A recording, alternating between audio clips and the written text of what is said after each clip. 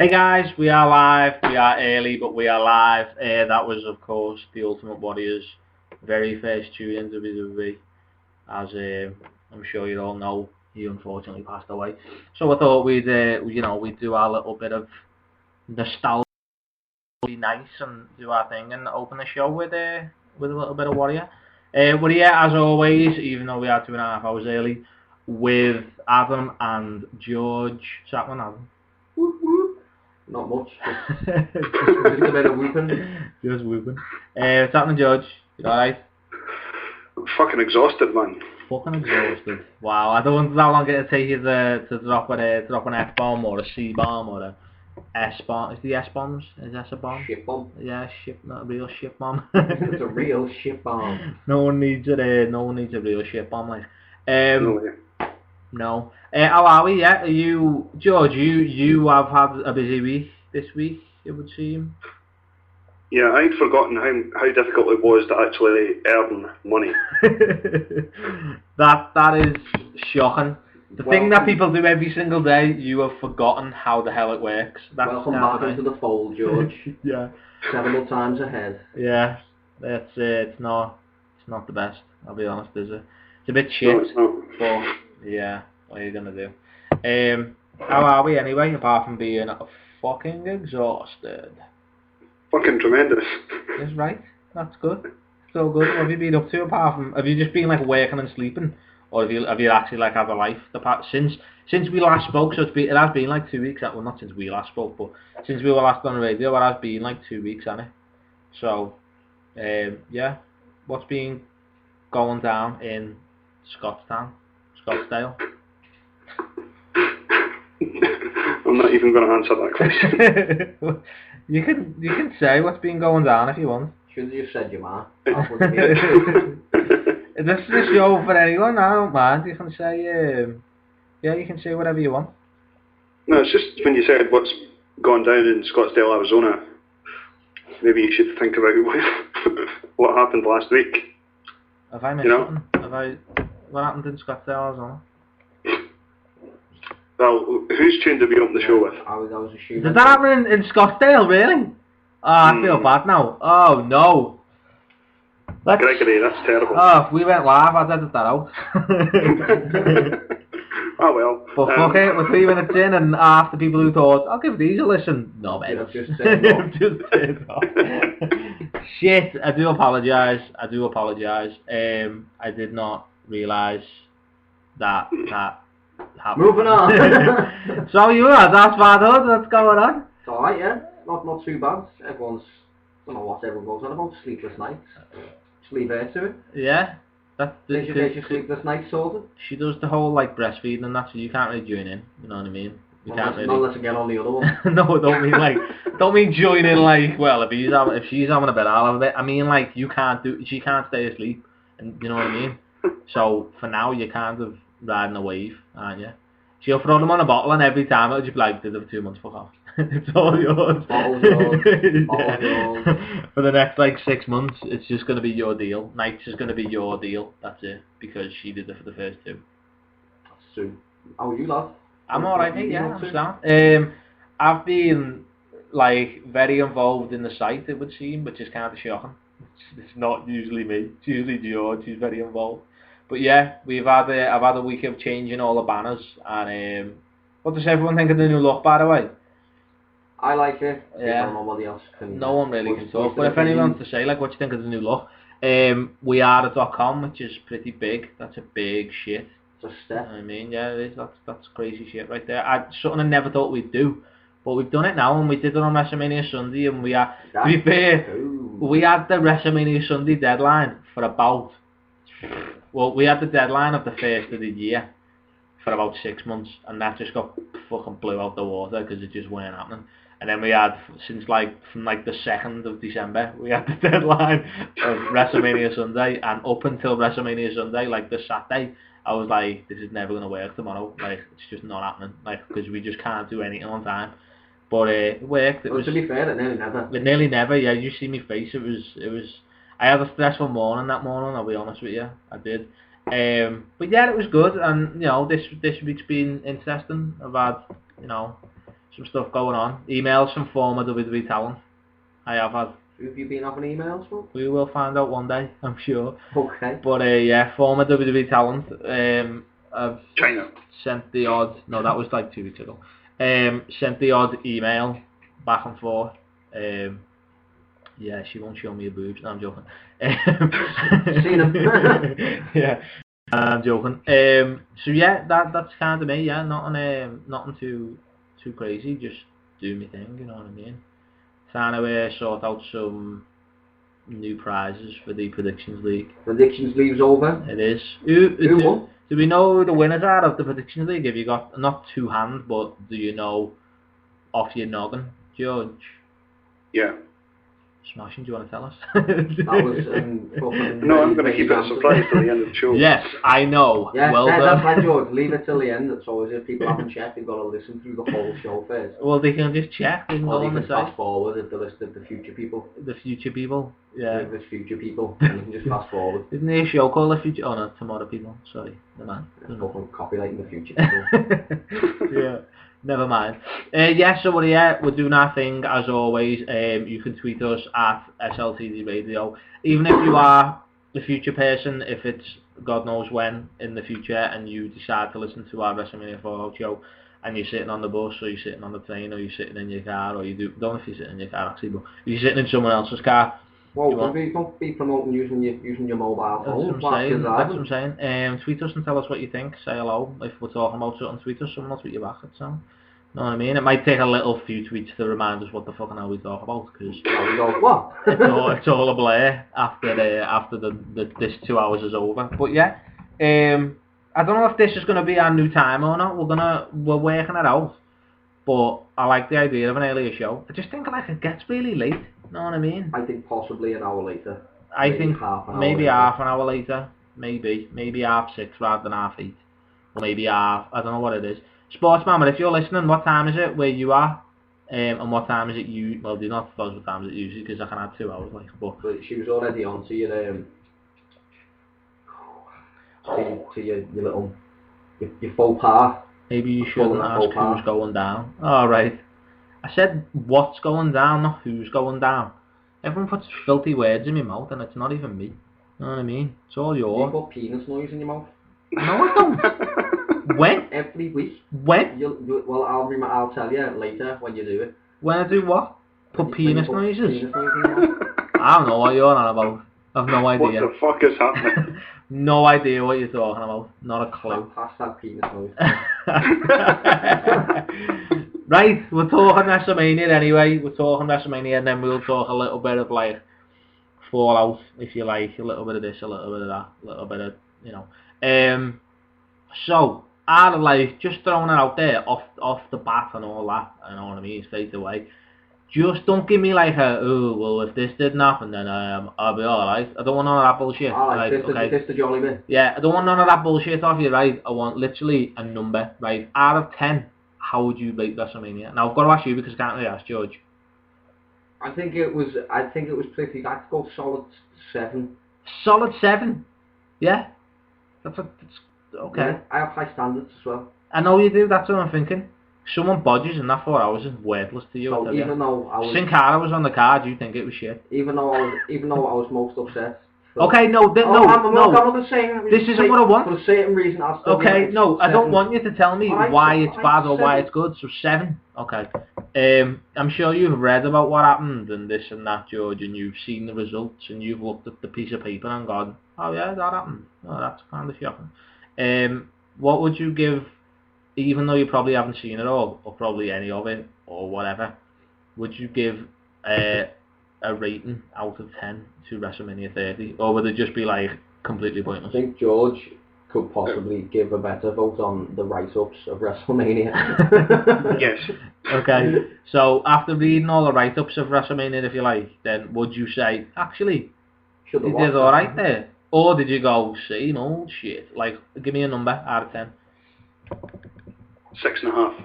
That's quite good, considering you don't watch it and you hate it at the minute. You are the CM Punk of SLTD Radio. Only What would we're not you letting give you it? walk out. A solid 8. No, 8.5. 8.5. Seriously? 8.5. Yeah, solid There was only 8.5. one match that I didn't really watch. To be fair, I'm only giving it a solid 8.5 because it's WrestleMania, it's on 7. Like, no one's even going to wrestle. I'll be honest. Daniel Bryan could just come out and go, yes, yes, yes, for 4 hours and still it'd get a 7. You know what I mean? Cause We give that 10 out of 10. If that was that. Because it's WrestleMania, so it's already on like 7.5. It doesn't take a lot. So me giving it 8 out of 10 isn't really saying it's the best, but I would say it's the best in a few years. Like, Yeah. I would say I have no reference for that, so. it was better than last year. Mhm. And Yeah, but that wouldn't be difficult though, really. I quite like last year, to be fair. I've had better shits than WrestleMania was last year, to be honest. John More Cena enjoyable won too. the title off the Raw. Amazing. They hugged and everything. Solid 9 inches Okay. in my pants. No, I'm joking. Millimeters, not inches. Yeah. Anyway, what did you think, people who were listening? Like all two of you. Sports Mama, what did you think of WrestleMania? Do you know what's interesting? Right, I don't know if Sports Mama always watches WWE. Oh. So, Ooh. what Did does she? Sports Mama think? Or did she watch it? What did she think of it? Yeah, there you go. There you go. And AOB, you can throw in the Yeah, Dolph Ziggler. we're just going to stay silent until they tell us what they thought of it. That's it. We're not going to talk about anything. To be fair, I am going to slightly change gears, right? Because we don't get to talk about it at all, right? So before we properly get into WrestleMania, I'm going to touch on TNA because there's something that's happened in TNA that I think's awesome, and I think fans are stupid, and this is my outlet, okay? I would quite like to have the time to write something down and be like, like that, but I haven't, so this is what I'm going to do. I'm going to use this show, because in 2 weeks' time it might not matter. So, there you go, that's what I'm doing. I am super excited and proper impressed that Eric Young is the TNA World Champ. Okay? I'm assuming nobody else is, but there you go. And yeah, I think it's because he retweeted me, I'll be honest. Because when I said it's awesome that he deserved the title. But, yeah, my point is that I've been reading on Twitter because I didn't know he won it, and only Twitter told me, right? So Twitter told me that he... What do you want? We are live, you know. You're going to be on the radio now, like a knobhead. What a I'm going to twat. get better security on the studio. Sister's getting a punch in the face, and then I'm going to punch a fella in the face, just for a laugh. And then he's going to run really Yeah. fast because he's massive. I've just been called Gregory on Twitter. Jesus. What's he saying? Well, like, we go to Twitter. Right, no, sorry, yeah, so right. Crack on with The TNA. fact that people think that he's been given the title because he looks like Daniel Bryan and like the storylines are the same are fucking idiots. I'm sorry, but you are proper fucking idiots. Like, I get it that he's not the obvious choice and all that, and that's all well and good and that's fine. But basically, he's got a big beard. But the fact that he's not the obvious choice is like completely opposite to Daniel Bryan. Well, yeah, that's the because thing. And people have been Daniel saying like it's the same kind of storyline. Now, I'm going to be honest, I haven't seen the last 2 weeks of Impact, but I've seen how it's come about.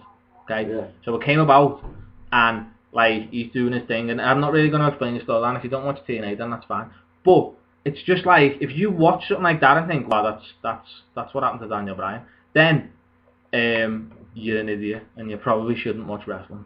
Just saying, all right. And it annoys me, right, that people who watch this shit are like, you know, people who've been in the company for like 10 years deserve it. Like Samoa Joe deserves the title, AJ Styles deserves the title, like Christopher Daniels deserves the title. He Like, got it. yeah, but yeah, that's what I mean. Like Eric Young has been there as long as them, and then they're pissed because like Kurt Angle's rocking with it like 15 times or something. It annoys me. Wrestling fans annoy me. I'm sorry, they just do. You're all idiots, apart from people who listen to the show. You're all geniuses. Yeah, you're all great. But yeah, that was me Eric Young rant. That it just annoys me that people are like, and I tweeted out and said I think it's awesome and got like 25, 30 retweets. Mainly because like 5 retweets in, Eric Young retweeted me. I'll be honest with you. So that was, he piggybacked it quite a lot. I'll be honest. But I was like, yeah. So I was kind of like impressed, and then loads of people tweet me like, "Don't you think it just proves how shit TNA is?" And I was like, "Do you watch it?" "No, it's shit." It's like, but don't fucking comment. You know what I mean? None of us watch Ring of Honor, so we don't talk about Ring of Honor. Granted, George is a completely separate entity in the sense that we get that he doesn't watch wrestling, but yes, I fucking am. He's got like, you know, he's got enough input to know what the fuck's going on. Alright, he's not an idiot, apart from his dislike for John Cena. That's just stupid. But anyway. No, that's something I'll touch on later. Silly Billy Joe. Silly Billy. Anyway, that was me rant. I do apologise, it's nothing to do with the show, but I just wanted to get it out there. Anyway, what's Twitter saying? Well, Sam has said that she enjoyed it. Hated to see the streak end, but for the most part I thought it was well done. My thoughts exactly. And AOB said he loved WrestleMania. Solid 8.5 out of 10, like Gregory. 8.5? And that is why Gregory was called Gregory on Twitter. My name is actually Tiberius. Yeah, but Gregory sounds much more queer. It should be known as hashtag Gregory Movement. That's what we're going to do from now on. Let's not. Let's change your life. It's literally, like, Gregory is not my name, alright? I may get in some trouble for this, but it's my slave name. I'm not that guy no more. I'm Tiberius. You didn't choose it, it was forced upon you. There you go. I chose Tiberius, that is for there's my name, therefore Gregory is my slave name. Thank you very much. Now let's move on. Okay. So Sam also loved the fact that Eric Young won the title. She reckons it opens up a lot of direction for TNA to go in. It does, Sam. It does. That's the thing. It's like, if you don't watch it because you think TNA is shit, then that's fine. But don't comment on it. You know what I mean? It's exactly the same, but in a broader picture of when I say, oh yeah, I've got a wrestling website and I do a wrestling podcast, and everyone goes, it's fake. It's like, yeah, I know. Like, I get it. Doesn't mean you've got to tell me, you fucking idiot. Jesus. Or they go, oh, do you remember Hulk Hogan and Ultimate Warrior? Remember that? 27 years ago? That was boss. It's like, yeah, 27 years ago. When he done that leg drop? Yeah, it's annoying. Just, well, it pains me out. Anyway, you can't really criticise TNA for doing something different. Like, why not go with Eric Young? Exactly. Nobody else has made a difference of it, so, you know. That's annoying. Adam, why would you do that? AOB coming at me with hashtags. Hashtag the Gregory Movement. Yes. Yes. Fuck off, George. I'm going to do that for the next week, by the way. You're never on Twitter. What are you going to do? You're just going to shout it out your window. Just Gregory. just shut your window and come back inside. Take out adverbs on trains and shit. Do it. It's all good. It's all good. Yeah, I do. What was you saying? Sorry, because I don't think you finished your point about EY. No, like, I don't understand why people will just criticise for the sake of it. Like, nobody else has made a difference to TNA in the last 7 or 8 years. Why can't Eric Young be that guy? Why can't somebody like Eric Young be given the chance? Yeah. There's people, there's pricks, to be honest with you. Well, that's the thing. It's like you sort of, you can't win for like anything. It's like if somebody who's built a career in WWE and then gets a title shot, they're like, why are they giving them that? These people who've been there for years. And then you give someone who's been there the title for years and it's like, why are they doing that? He shouldn't be the champ, someone else should. Just like, you can't fucking please anyone. Is EY Shark Boy? No. He was Shark Boy. Shark Boy was Shark Boy. But didn't he come out dressed as Shark Boy one time? No, he was a superhero one time. Alright then, just I don't watch TNA. No, yeah. To be fair, right, this is, you know what? And I think I have seen him before. You'd have, yeah. If somebody... I have a vague idea. Yeah. Obviously, you'll know too vague. Yeah, he's got a massive beard now. You'd know him if you've seen him type thing. Like from a few years ago, you probably wouldn't recognise him now. But he cut a promo basically because it was a triple threat match, and he cut a promo and he was like, to MVP, who basically owns the place storyline wise now, and he was like, yeah, basically you've got to like prove it type thing, and he was like, sound.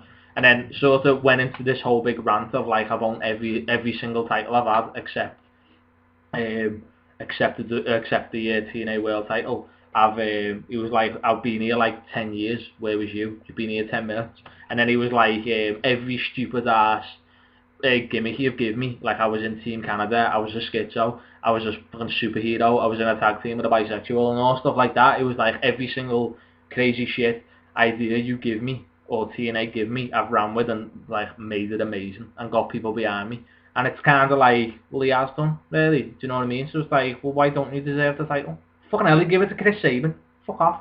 Right? Says it all. Interesting about MVP, not interesting, nearly just random, read in the paper the other week. Oh, yeah. He's supposed to have signed up Helen Flanagan and Louisa Zisman. Who's Louisa? She was in Celebrity Big Brother. Oh, yeah. For the American contingents who don't know anything about Celebrity Big Brother, she's not really a celebrity. And signed him up to Mud Wrestle in January. Nice. Just so you know, that was all MVP doing. They're Mud Wrestling where in January? In TNA? Over here, I think he's bringing it over here. And the wrestling, there's supposed to be Mud Wrestling in January. There's supposed to be training. It's a January show. He's coming to PCW in January, I think. No, wait. Well, if he's over here, I'm lying to you. right. He is at some point, but maybe not in January. It's supposed to be in January. Is it, yeah? He's supposed to be letting them have a little wrestle so he can have a wrestle. Picking out the moves and that first, and then they're going to do it in January. Otherwise, you just do it next week. Wait, so they're doing the actual wrestling? They're like, yeah. In mud. So he's like, I'm going to train you now to... Yeah, he's like, so they can actually pull off a few moves and not just stand there and like pull each other's hair. He's actually going to let them do a few moves and that, so they've got a bit of an interest. MVP is insane. Good. So good. And AOB said he doesn't watch TNA. You can watch that bit though. So he can't say much, but if you do something different and it gets people talking, it's a success in his book. There you go. By rights it is, to be fair. There you go. To be fair, that was in 2 separate days. I must have got retweeted about 300 times. It was a beast. Because I put something about the Warrior on me Twitter and it got retweeted like fuckloads of times. I think Zeb Coulter retweeted me as well, which was amazing. Well, that man's just a legend, isn't he? Proper racist legend. What else is Twitter saying? Sportsman has said don't forget him when he's ODB in his underwear on national TV. True story, and ODB is fit. Yeah. Isn't she, George? Yikes. Isn't she, George? I'd let her take me for a ride. She's the alcohol off one, isn't she? Yeah. Fit, isn't she, George?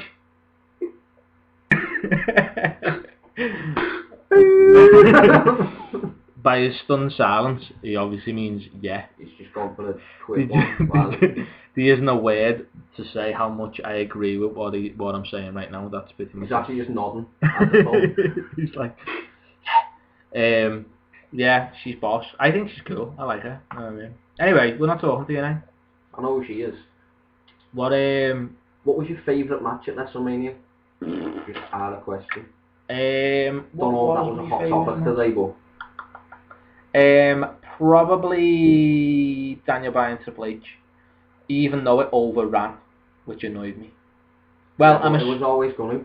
No, I'm assuming it overran because the Shield match, which I was looking forward to, was like boom, boom, boom, done, and I was just like, I kind of wanted that one to be done quick, though. Why? To be honest. Why? Because I wasn't really enjoying it, to be honest. It wasn't the worst Enjoying match I've what? ever seen. The match. The Shield match. Yeah. Didn't even start. Kidding me? No, that's what I mean. Like I didn't fucking rest. It was weird. Yeah, no, because Triple H Daniel Bryan match ran over so much that, well, I think this is what happened. It's seen that way, that it ran over so much that they had the match planned, and then it was just like go out and do all your signature stuff, get the pin and fuck off, kind of thing. That was nice. That's why it didn't make sense, and it was just like bam, bam, bam, bam, bam, wham, bam. What the fuck just happened? That's what it was like. So yeah, what was your favourite match? The Daniel Bryan Orton Batista match. Was it? Yeah. Just because Daniel Bryan won. More than anything. Have you actually seen any of it, George? Like, have you like watched the streak match, or have you watched Daniel Bryan win, or anything? No. Nothing. Nice. you know what's funny as well? There wasn't any mention of the Usos all night winning, maintaining the titles. There was literally no mention of it, not one bit. The only time the tag team match got mentioned was when Cesaro ended up in the 31-man battle royal. Saying he's already 4. Yeah, that was it. Wyatt ended up 31 man. What the fuck? Take out someone's shit who no one knew was there. You know what I mean? Fucking hell. What you mean, like that guy who lasted 17 seconds? There was a guy who lasted 17 seconds. Yoshitatsu. Oh, didn't even know Yoshitatsu was still on the payroll. No, that's just Matt Braddock was involved, so... Matt Braddock. Love it. Yeah, man, I didn't know Yoshitatsu was still, you know, getting... Sounds like a Pokemon, to be honest. Yeah, he looks a bit like a Pokemon as well, I'll be honest. No, he doesn't look like a Pokemon, he looks like a Pokemon trainer. Looks like Ash Ketchum. No, he doesn't look like Ash Sad that I know his full name. Doesn't look like Ash Ketchum. Our kid told me. Looks a bit like Brock. I mean. I actually do know that. Funny. Anyway, enough of the nerdy Pokemon talk. Yeah, so we'll go through the matches because I think this is... AOB's just said the table spot made the table for that the best. That was insane. Oh yeah, it looked like it wrecked.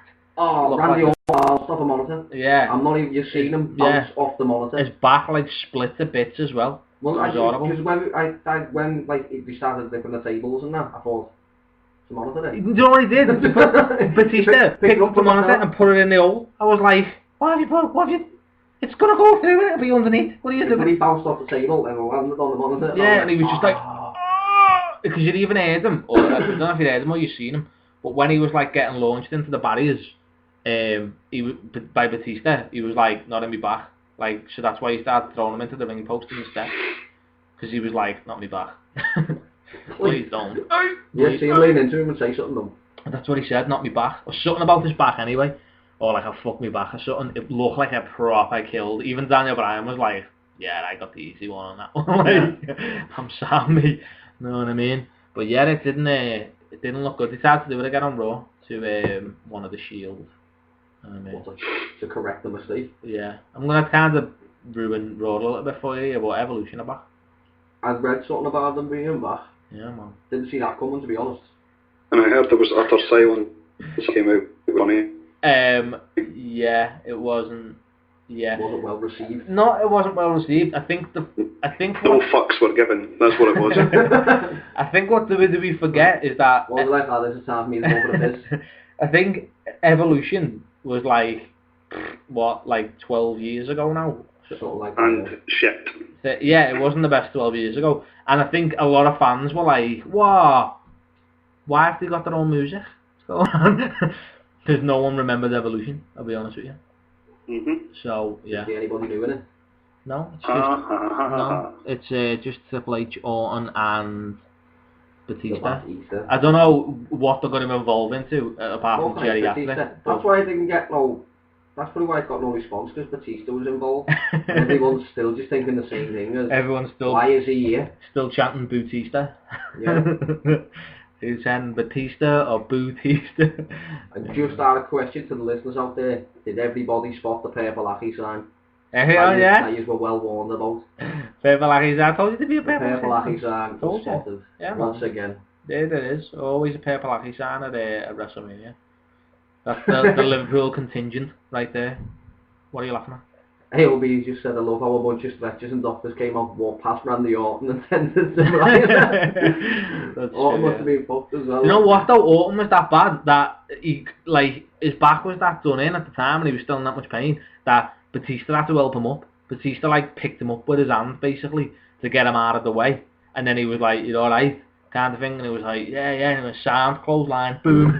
Some of this, but he couldn't, like, because he couldn't get himself up, because he was kind of like, and like that little trickle of blood down his back. Yeah. Wasn't good. Anyway. That was like a stud off the bottom of the camera. Yeah, it was like proper two pinholes. Yeah. And that had just gone. I watched it and then thought, whoa, and then the replay came on and I thought, whoa. Yeah, it didn't look good, like, I'll be honest. That's how they sit in the hole in the little... Yeah, man, yeah, that's what it is, yeah. Locate the pins. Yeah, the little pinholes, yeah. So Sam said she loved the Triple H Bryan match, really wanted to take her to win But he and Lesnar seem slow and a little off to me. Well, we'll talk about the streak in a bit because everyone's got their own opinion. So we'll leave that till a little bit later.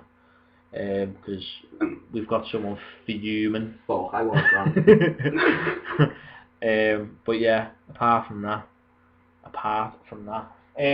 So where do we go? Right, so yeah, we'll start at the bottom. Right. Oh no, what match did we start with? The Daniel Bryan Triple H match. What did you think of the Daniel Bryan Triple H match? Oh, it was a good match. Open the show. Well, actually, talk about fucking opening the show. What did you think of The Rock, Austin and Hogan? I was fucking it wet me pants and jizzed at the same time. That's what I thought of it. That's Austin's as soon as Austin's music came on, see you later, and Hulk Hogan fucked up majorly. George, do you know this? And Hulk Hogan fucked up majorly. You must have seen this. Was he talking about his brother Jack again? No, he was talking about the Silver Dome. Yeah, basically. What an utter cock. Oh, that was his first line. George, honest to God, if you do anything, watch like the first 10 minutes of WrestleMania and you'll just be like, yeah, basically, Hulk Hogan. Because he said because that's where he was slamming giants, weren't he? Here in the Silver Dome. He said it like 3 times and everyone was like... And all the crowd started booing and he went, haha, sorry brother, I meant Superdome. He said Silverdome like 3 times. Where's the accent? Whose voice was he doing then? Because that wasn't Hogan.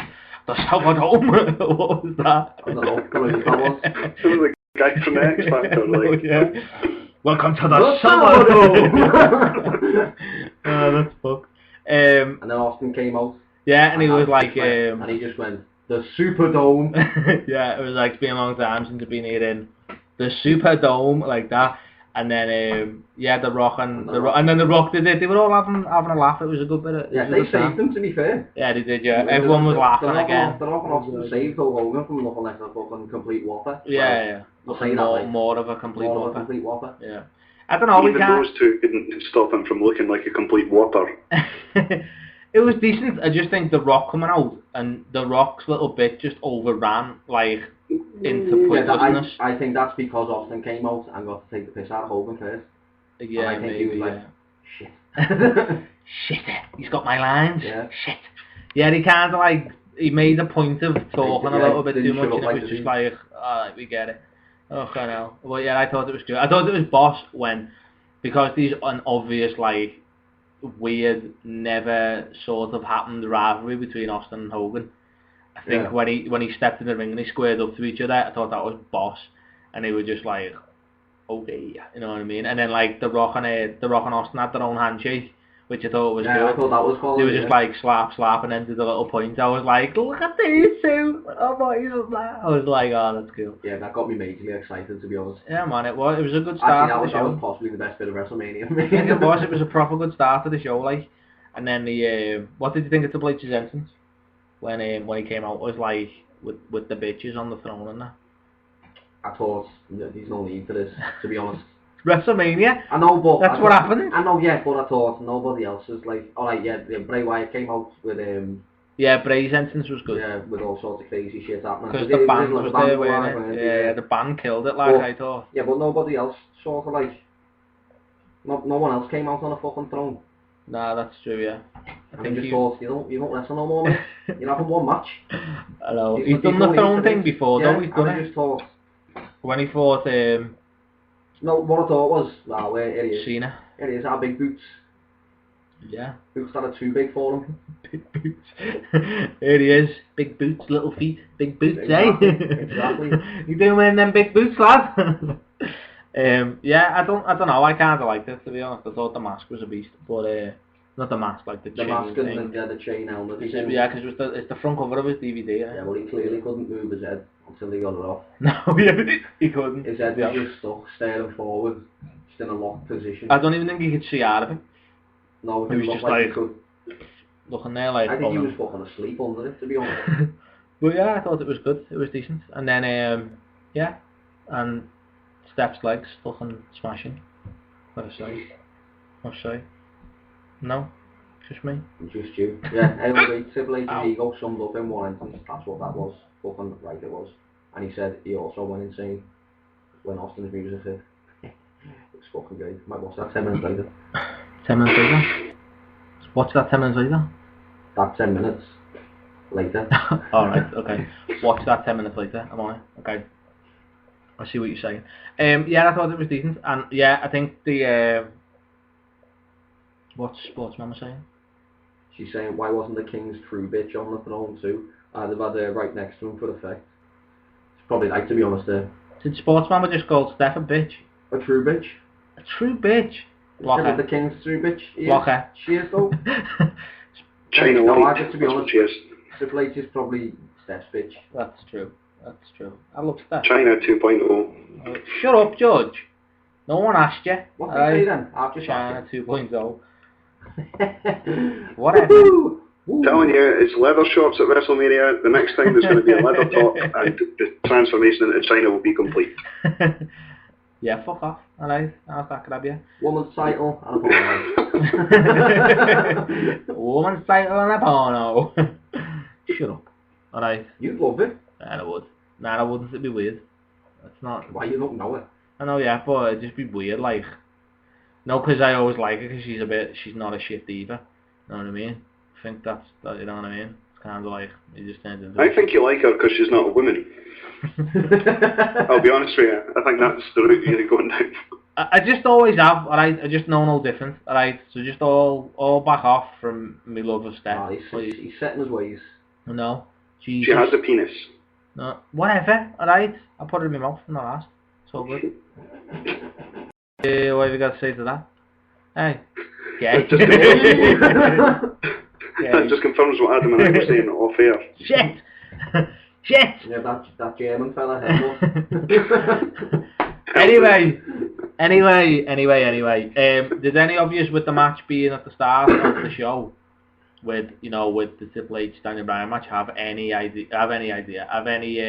like feeling that Triple H was gonna win? Because I just didn't.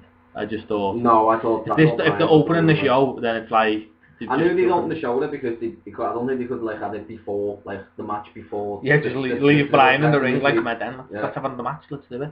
You know what I mean? Yeah, I did think it was a good way to open the show though. Although it was a long match, but it was a boss match. Didn't seem like it was like 25, 26 minutes long. Like. No, but like it was only when it finished. A good fucking 7-8 minutes of that was Triple H coming on. Yeah, I suppose. I think it was just that it was a decent match, to be honest with you. But yeah, I don't know. I was like, yeah, I was impressed apart from the fact that I was looking forward to the Shield match. Yeah, and like, it didn't go on that long. And it was just like boom, boom, boom, boom, boom, boom, boom, done. Also, how long was the fucking ramp down to the ring? Yeah, it was huge. John Cena must have been fucked by the time he got to the ring. Yeah, man.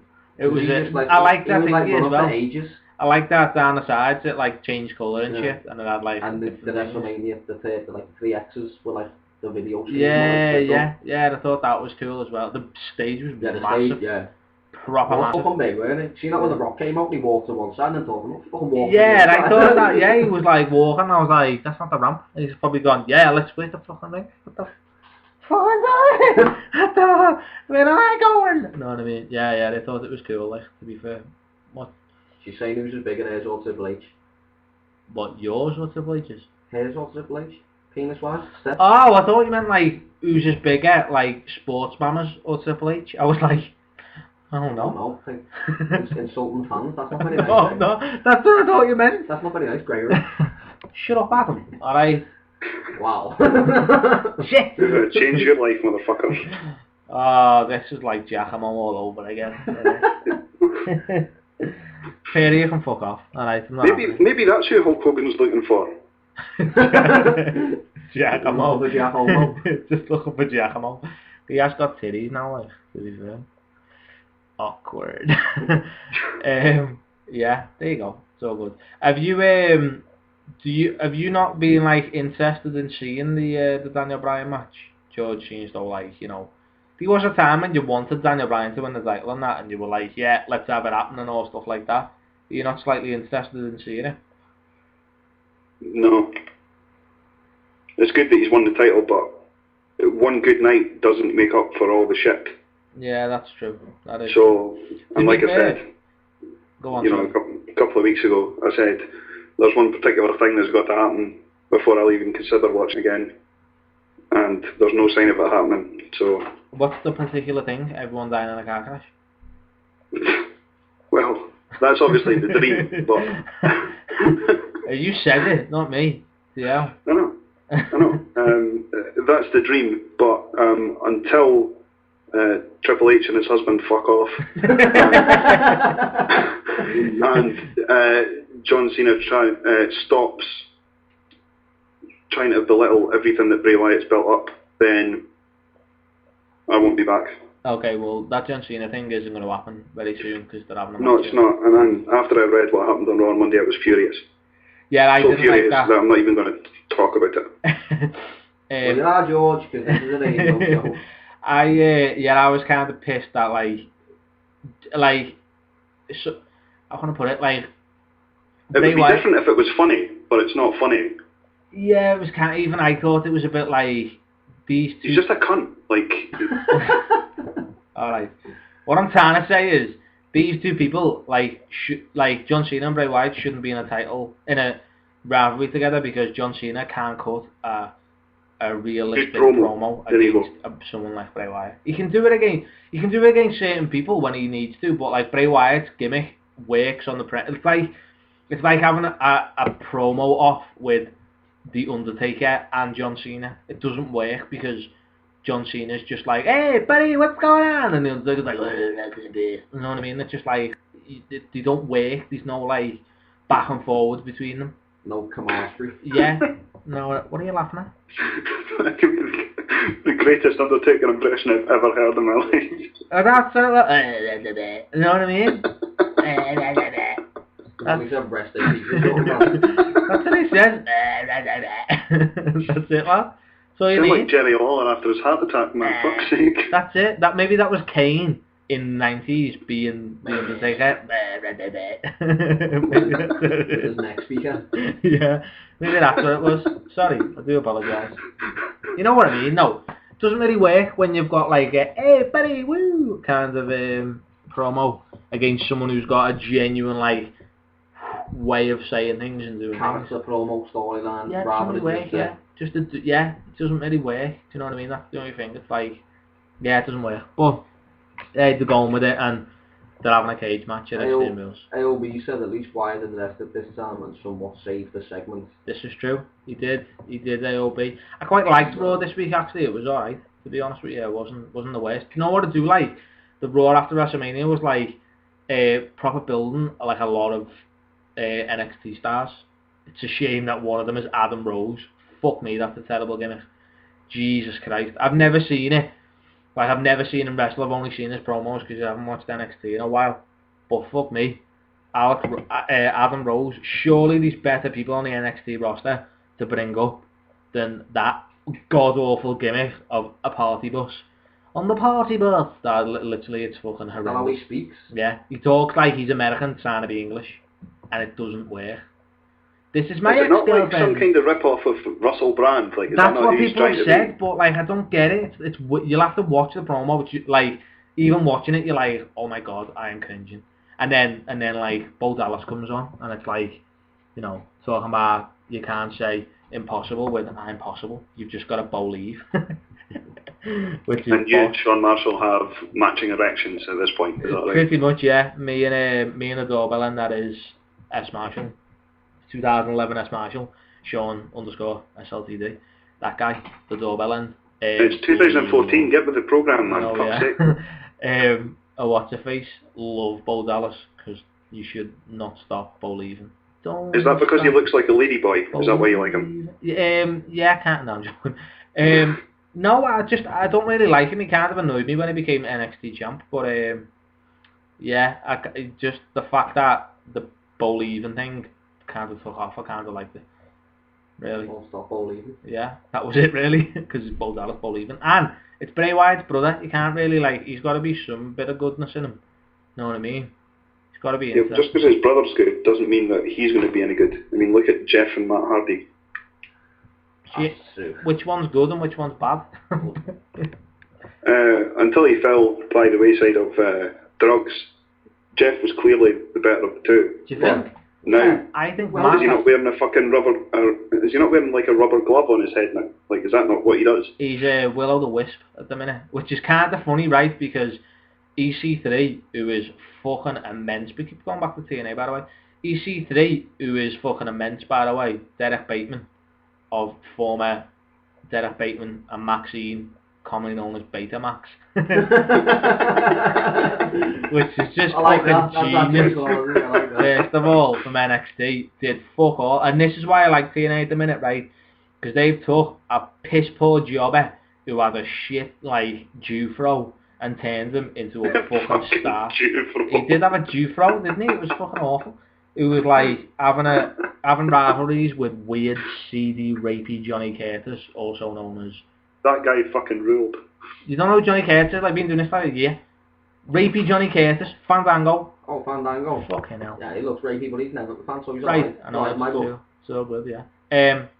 So, yeah, they had a rivalry. So it was Johnny Curtis and Derek Bateman. Kind of fighting over Maxine, but she was with Derek Bateman, commonly known as Betamax. Clever.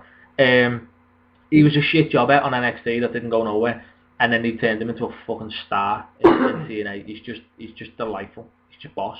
But he's been doing these promo videos of like the Hunt for Willow, and basically he goes to these like he's been in the like the forest and shit like that, and I swear to God the promos just look like he's sitting in a crack den, and it's just like, this is a little bit too close. Like a little cracky fox. Yeah, it's proper like a little crack fox.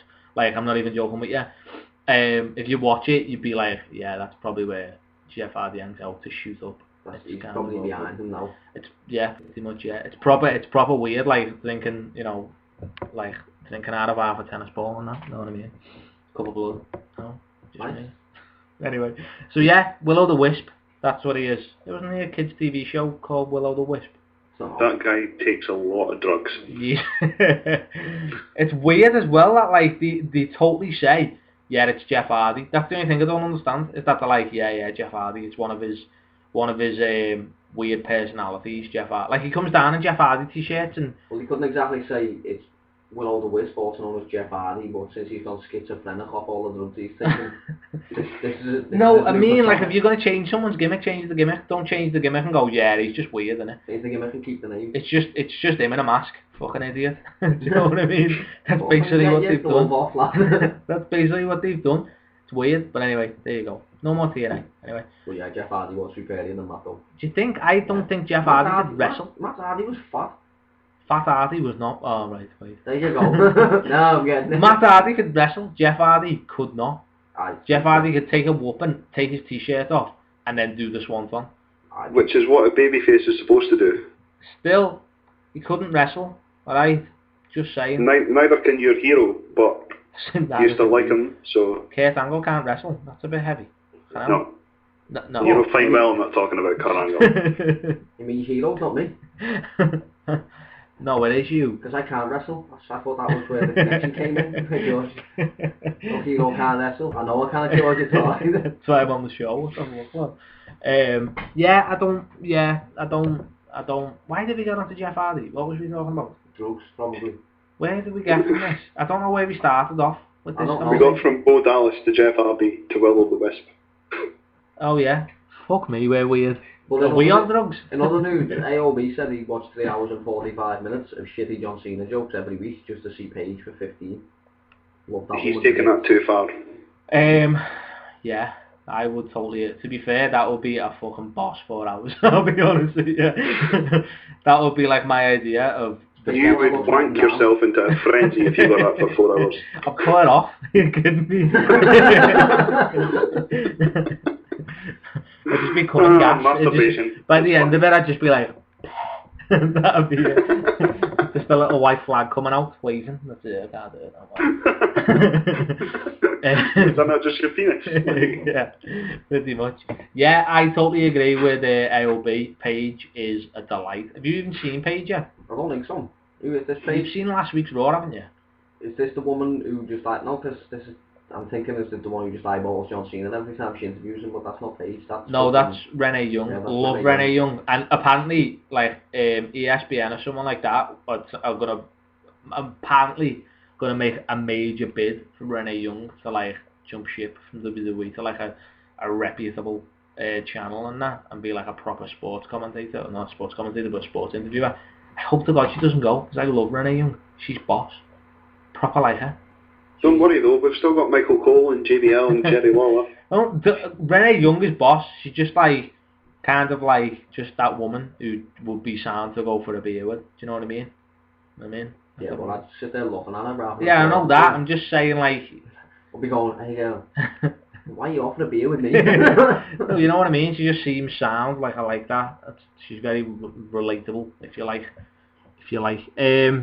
Yeah, apparently so. But yeah, Paige is the woman who beat AJ for the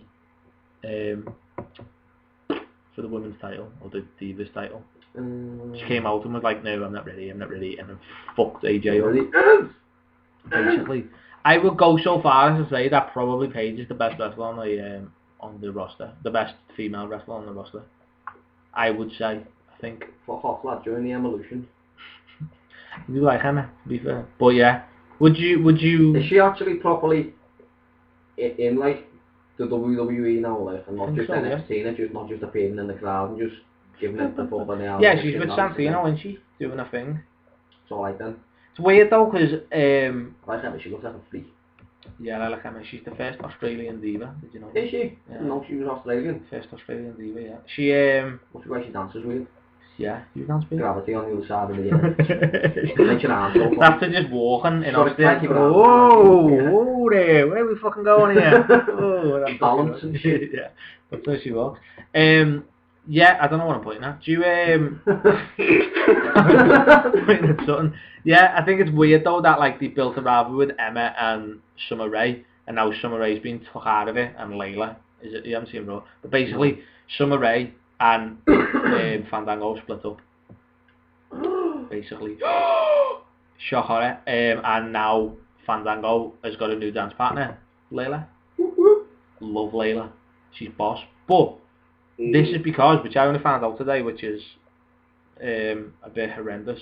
But The Miz and Summer Rae are off TV because the no, because The Miz has just married Maurice, who is far superior to Summer Rae. Talk about marrying way above your level. Oh, you kidding me? Jesus, I keep showing me Mrs. pictures like, can you believe this? And she's like, why do I care? I don't know, but tell me this is wrong. Like these wedding pictures on Instagram, because I follow her and him, I think, on Instagram on because I stalked the pair on SLTD Wrestling. Follow us on Instagram. Shameless plug just there. Sneaky one there. Yeah, I follow them, so like when I'm bored, I check out Instagram. Like that, and they had wedding pictures, and oh my god, she just looks delightful, just all the time. It's ridiculous. Like, The Miz is like, I'm a gimp, and she's just like, yeah, I'm fantastic. She's just glorious. It's weird. How that happened, I've no idea. But I quite like The Miz. She is a magnificent creature. She is. She is, as my sister-in-law would say, carved by angels. Indeed. She's just fantastic. But, whereas Miz is more like the shit demon from Dogma, like. That's a little bit much, but okay. Nah, I do like The Miz. I think he's cool. I think he's awesome. Made a t-shirt one time. I've been saying it for years. But you know what I mean. Don't be marrying Maurice. Fuck me. That wasn't an offer. That wasn't don't marry Maurice. Comment. Fuck me? Question mark. That didn't just happen. Fuck me? No. Okay then. But yeah, there you go. Tweet them as that now. As I was saying, they're off, unfortunately, which I found out today, shooting the movie that is. Thank God you said movie. Fuck's sake. Shooting the movie that is One Night in Summer. No, I'm joking. Shooting the movie that is The Marine 4. The Marine 4. What the fuck? The first one. The Marine 4. The first one, John Cena. Yeah, and then the second one was John Cena. No, the second one was Ted DiBiase. with the company. And then the third one was The Miz, and now the fourth one's The Miz with Summer Rae. I don't fucking know. The Miz, how they've got fucking four of them out of it, I have no idea.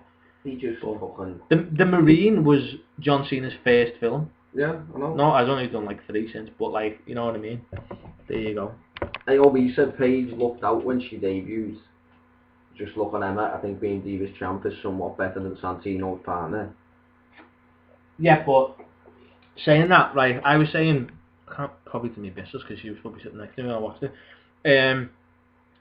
with You're Emma. pointing again. I know, because I'm pointing at Emma. With like Emma and like they're getting time to build the character. Paige just pretty much hit a peak at 21 on her debut. It's like, what? Where? Well, you don't know, do you? Well, where else is she gonna go? She's already been Divas champ. So even if she loses, she's like, well, I've achieved my dream. Well, that was fantastic.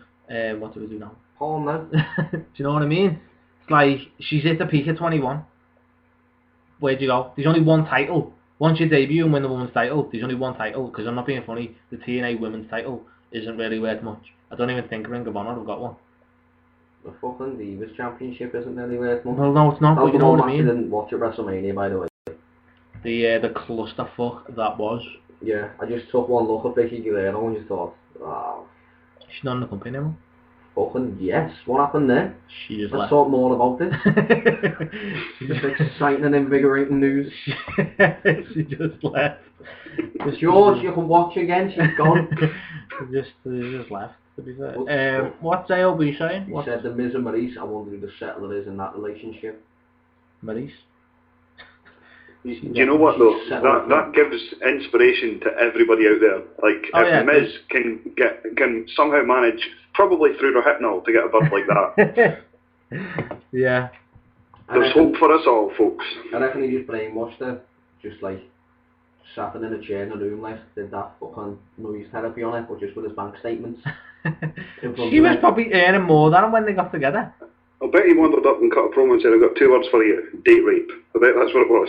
Maybe. I don't know. It is a weird one, isn't it, Mason and The Miz, when you think about it, but I don't know. Maybe he's like Qui-Gon or Family Guy and keeps them locked in the trunk of the car.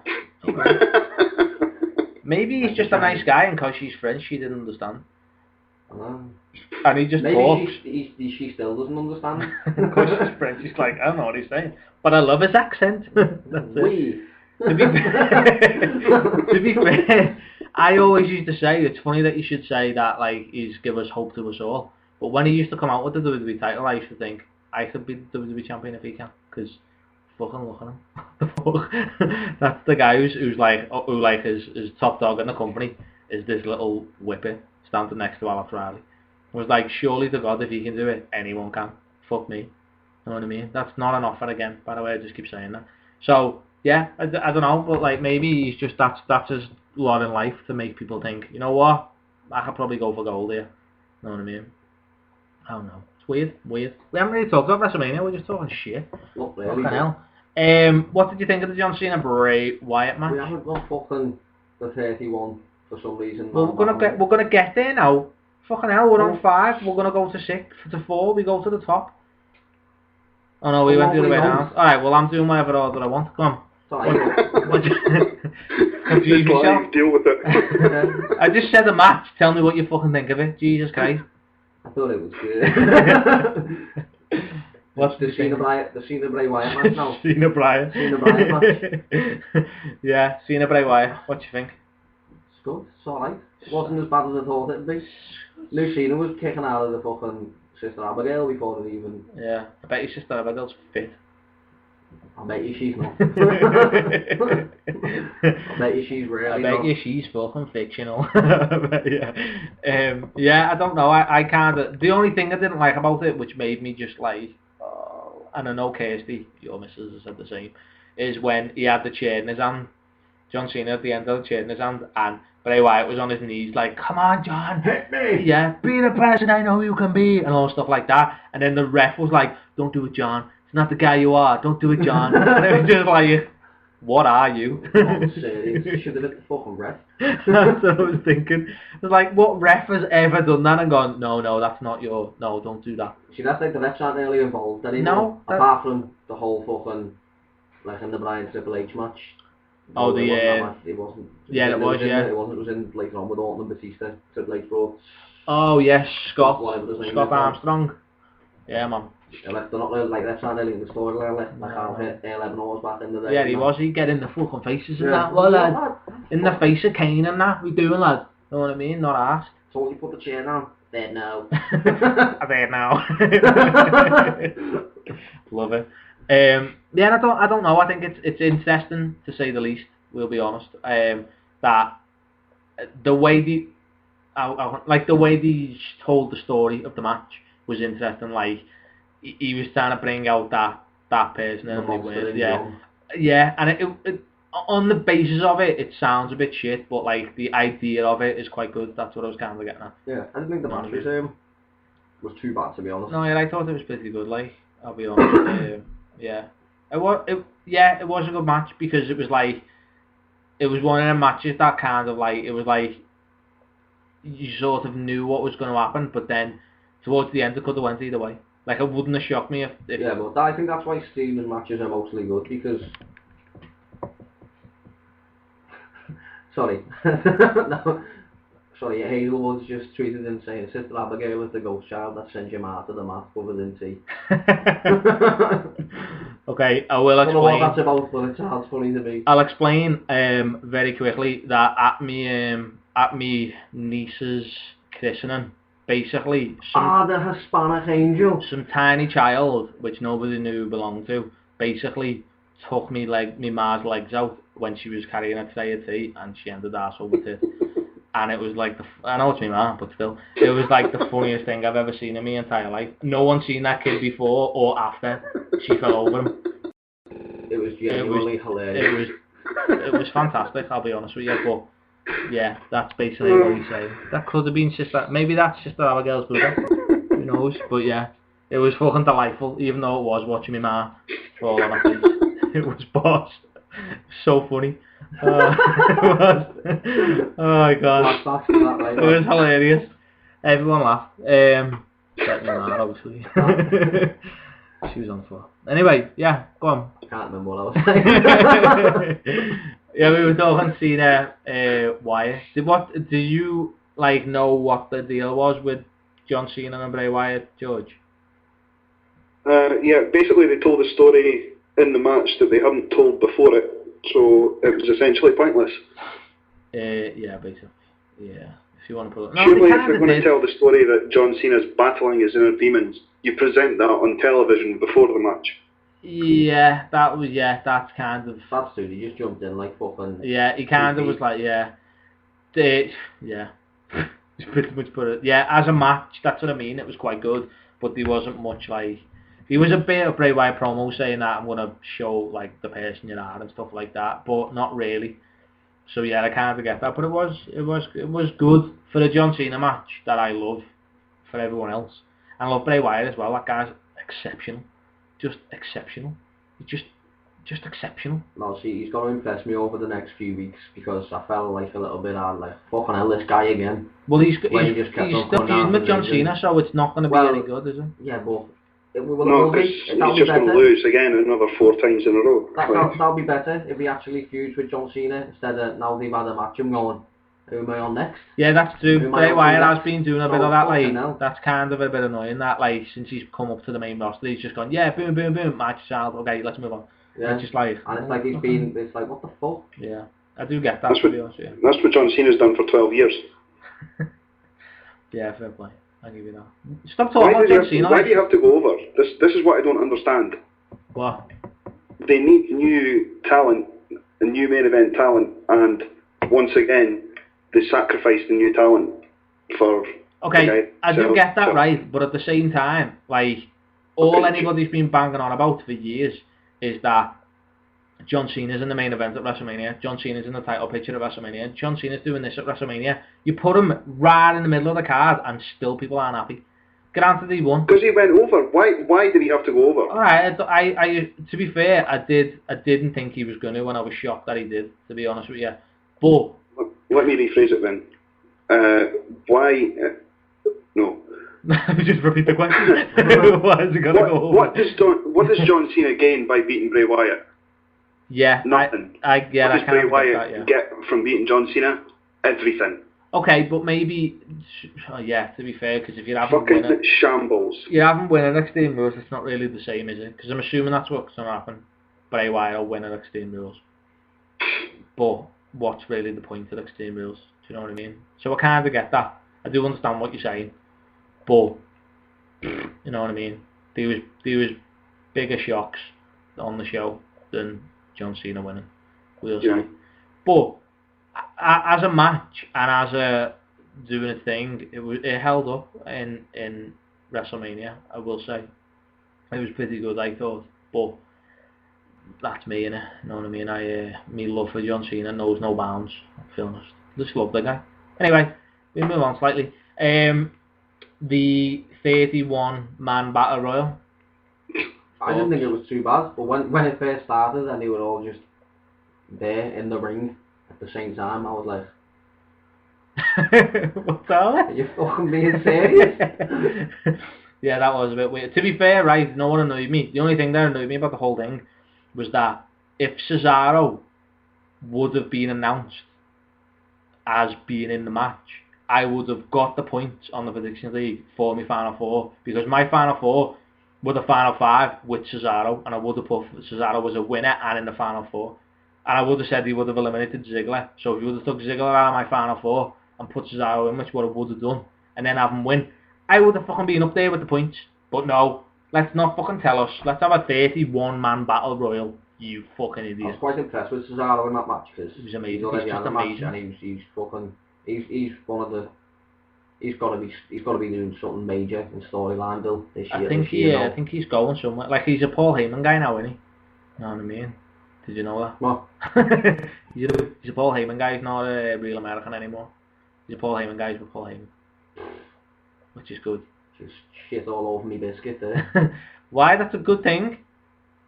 No, I'm not liking Paul Heyman at the minute. Why? Why would you not like Paul Heyman? Paul Heyman's a fucking genius. He's mates with Brock Lesnar. Oh, fair play. Fair play. Fair play. Sore subject. What's Mr. Hazelwood saying? Hazelwood's saying the promo on Raw was quality, and it's like the WrestleMania match was the start of the feud proper. I think that's the proper feud, Mr. Hazelwood. Feud proper. Scouse. Scouse, that's like London. Feud proper, innit? Scouse. And AOB put Kofi Kingston's spot was awesome. What did Kofi? Oh yeah, when he went over the the post. With his feet on the. Oh, that was a bad bot. That was quality. Yeah, but he fucked it. That was never meant to happen like that. To be like land completely on his back and have his feet in the air like. I think it was. He didn't land in the air. He just stayed on the steps. He landed and fell back with his feet on the steps, didn't he? Just like whoa, feet down on the floor. I'm saying it was cool, but it looked a bit like, ooh, that could have gone wrong. It could have gone seriously wrong. That's why I don't think it was a botch, because it could have fucking hell. It could have ended up dire for him, to be honest. Yeah, to be fair, like it looked like if he would have landed wrong, it looked like it would have fucking killed him. Yeah, because he would have landed over the steps. Sort of thing. Yeah. It doesn't ring, you know what I mean? But he was just, I thought that was quality, actually. I forgot about that, and it was fucking boss. Well, yeah, I thought it was pretty good. Like, Cesaro as well must be, like... Strong as fuck. He must be pound for pound, probably one of the strongest people in America, I would say. Like, for his size, he's got to be. Because there's no way... He's got fucking massive legs, though, hasn't he? I know, yeah. He's got lifting legs. Well, who was it? Have you listened to the Steve Austin podcast with Zeb Coulter? George? Yeah, I did. Zeb says that, doesn't he?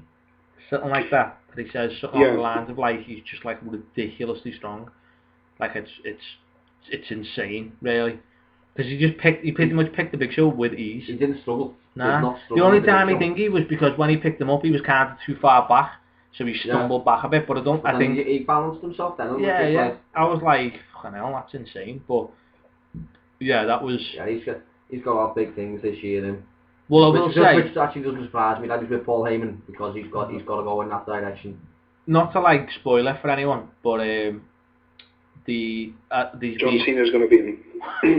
There's been only just though. There's been a thing he started on Raw, a tournament for the number one contender tournament for the Intercontinental title. To try and like build up the Intercontinental title, which I think is quite cool, to be fair, because it needs fucking something. And Cesaro's in it. What are you laughing at? Just Alfonso Langston. Anyway, right, so it's going to go, and whoever wins, I think, is going to end up facing him at Extreme Rules.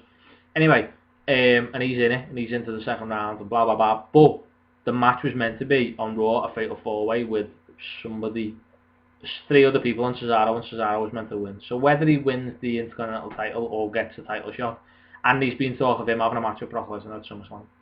Just saying. So whether that comes off or not, I don't know. But there you go. Well, then Cesaro will lose, won't he? Against Brock Lesnar? Yeah. Why? There's no point being able to beat the Undertaker if he can't beat Cesaro. Maybe. Otherwise, what's the point in beating the Undertaker? Well, what's the point in the Undertaker losing? We'll get onto that in a minute. Alright. I fucking know we will. We'll get onto that in a minute. Alright. We've only got like one more match. Next match.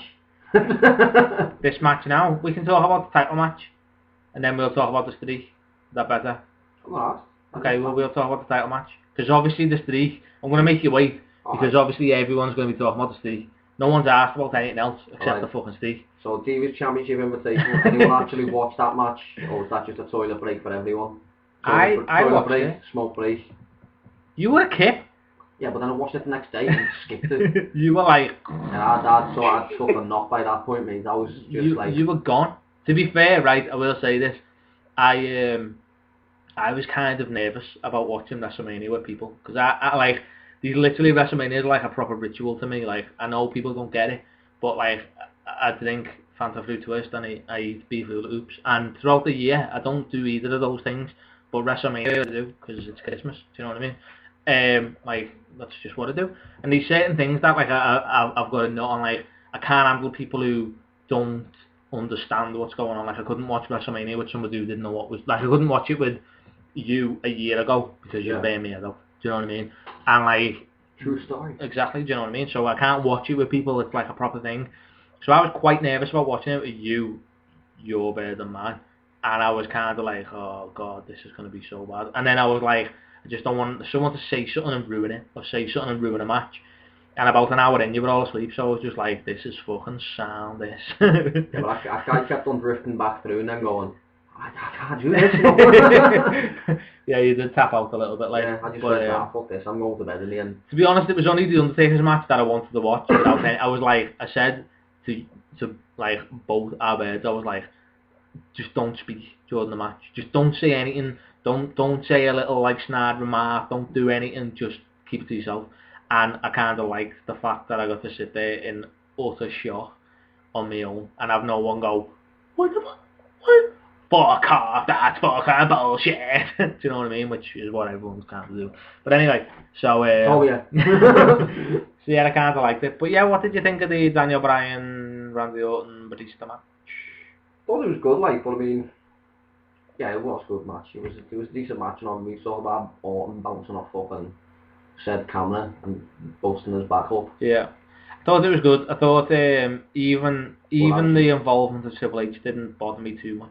Knew that was going to happen because I knew it was going to happen, but like we said about possibly ending up in a fatal four-way with Triple H just going, yeah, I lost, but I'm coming along for the party anyway. I think the only thing is that at the end of their match, when he wrapped his arm around the ring post and smashed his arm into the thing, I was like, smashed the chair into his arm, I was like, it was a bit overkill. Yeah, it was a bit like, well, he's injured now, so it's like, now everything's against him, like he's injured, he's already had the match, it's a triple threat match.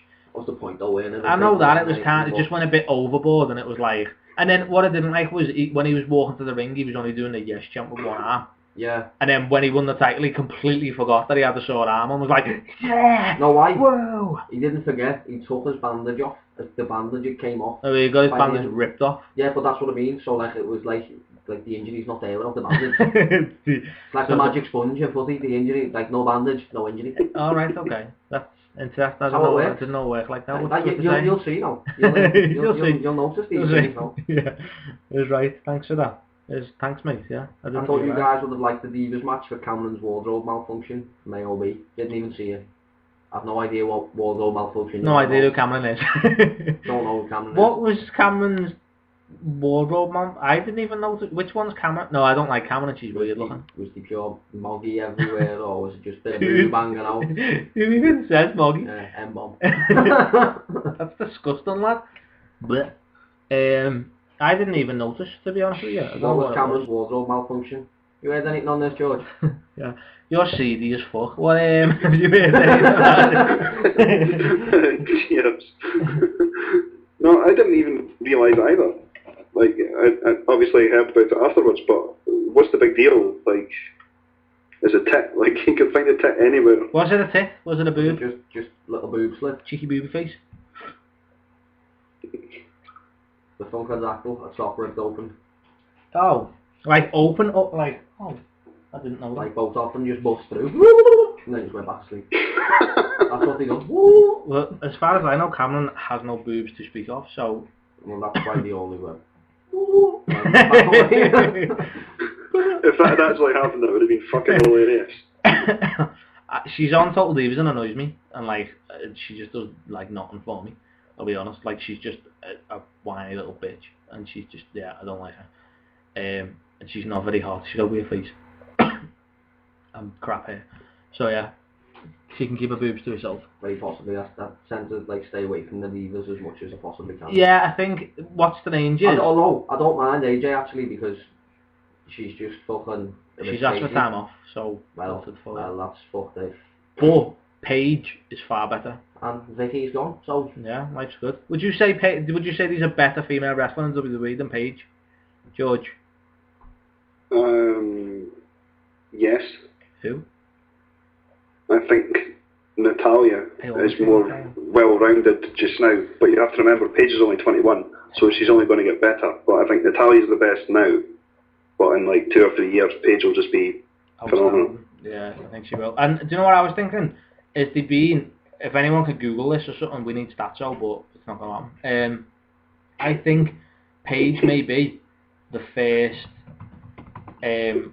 British women's champion in WWE. I don't think Layla counts, because although she is British, you know what I mean? And a delight. She is a delight, yeah, this is true. But I don't think she is. I don't, yeah, I can't, yeah, Adam's on it now. But yeah, I don't think there is, no, like, yeah, it's a weird one, but I don't know. Not that it makes a difference, I was just wondering, it was just something that, like, yeah, that got me thinking. But yeah, there you go. What, so I'm halfway through reading a tweet, because Adam's, like, lost in finding if she's the first women's champion. I think Layla is, to be honest with you, because she kind of counts as being British. But yeah, there you go. Anyway. I don't know. I don't know who that has, to be honest. Nah, it's no big thing, I just wondered. And they made the big thing of it, didn't they, about Magnus winning the title, and he was like the first world champ in a major American company in like 107 years or something. Just thought I'd let it out there. What's Mr. Hazelwood saying? Mr. Hazelwood saying, why just make it big and have a compilation of SLTV greatest moments at Little Pip, you know? Wasn't it me saying Moggy live on air, best be up there? What do you mean, when we make it big, you cheeky bastard? When? Where the fuck am I not there, lad? If.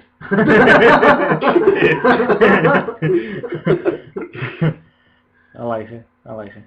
What, George, out of interest, why do you continue to keep tweeting me saying Gregory movement? Because it just keeps popping up all the time. Yeah. It's really annoying, I'll be honest.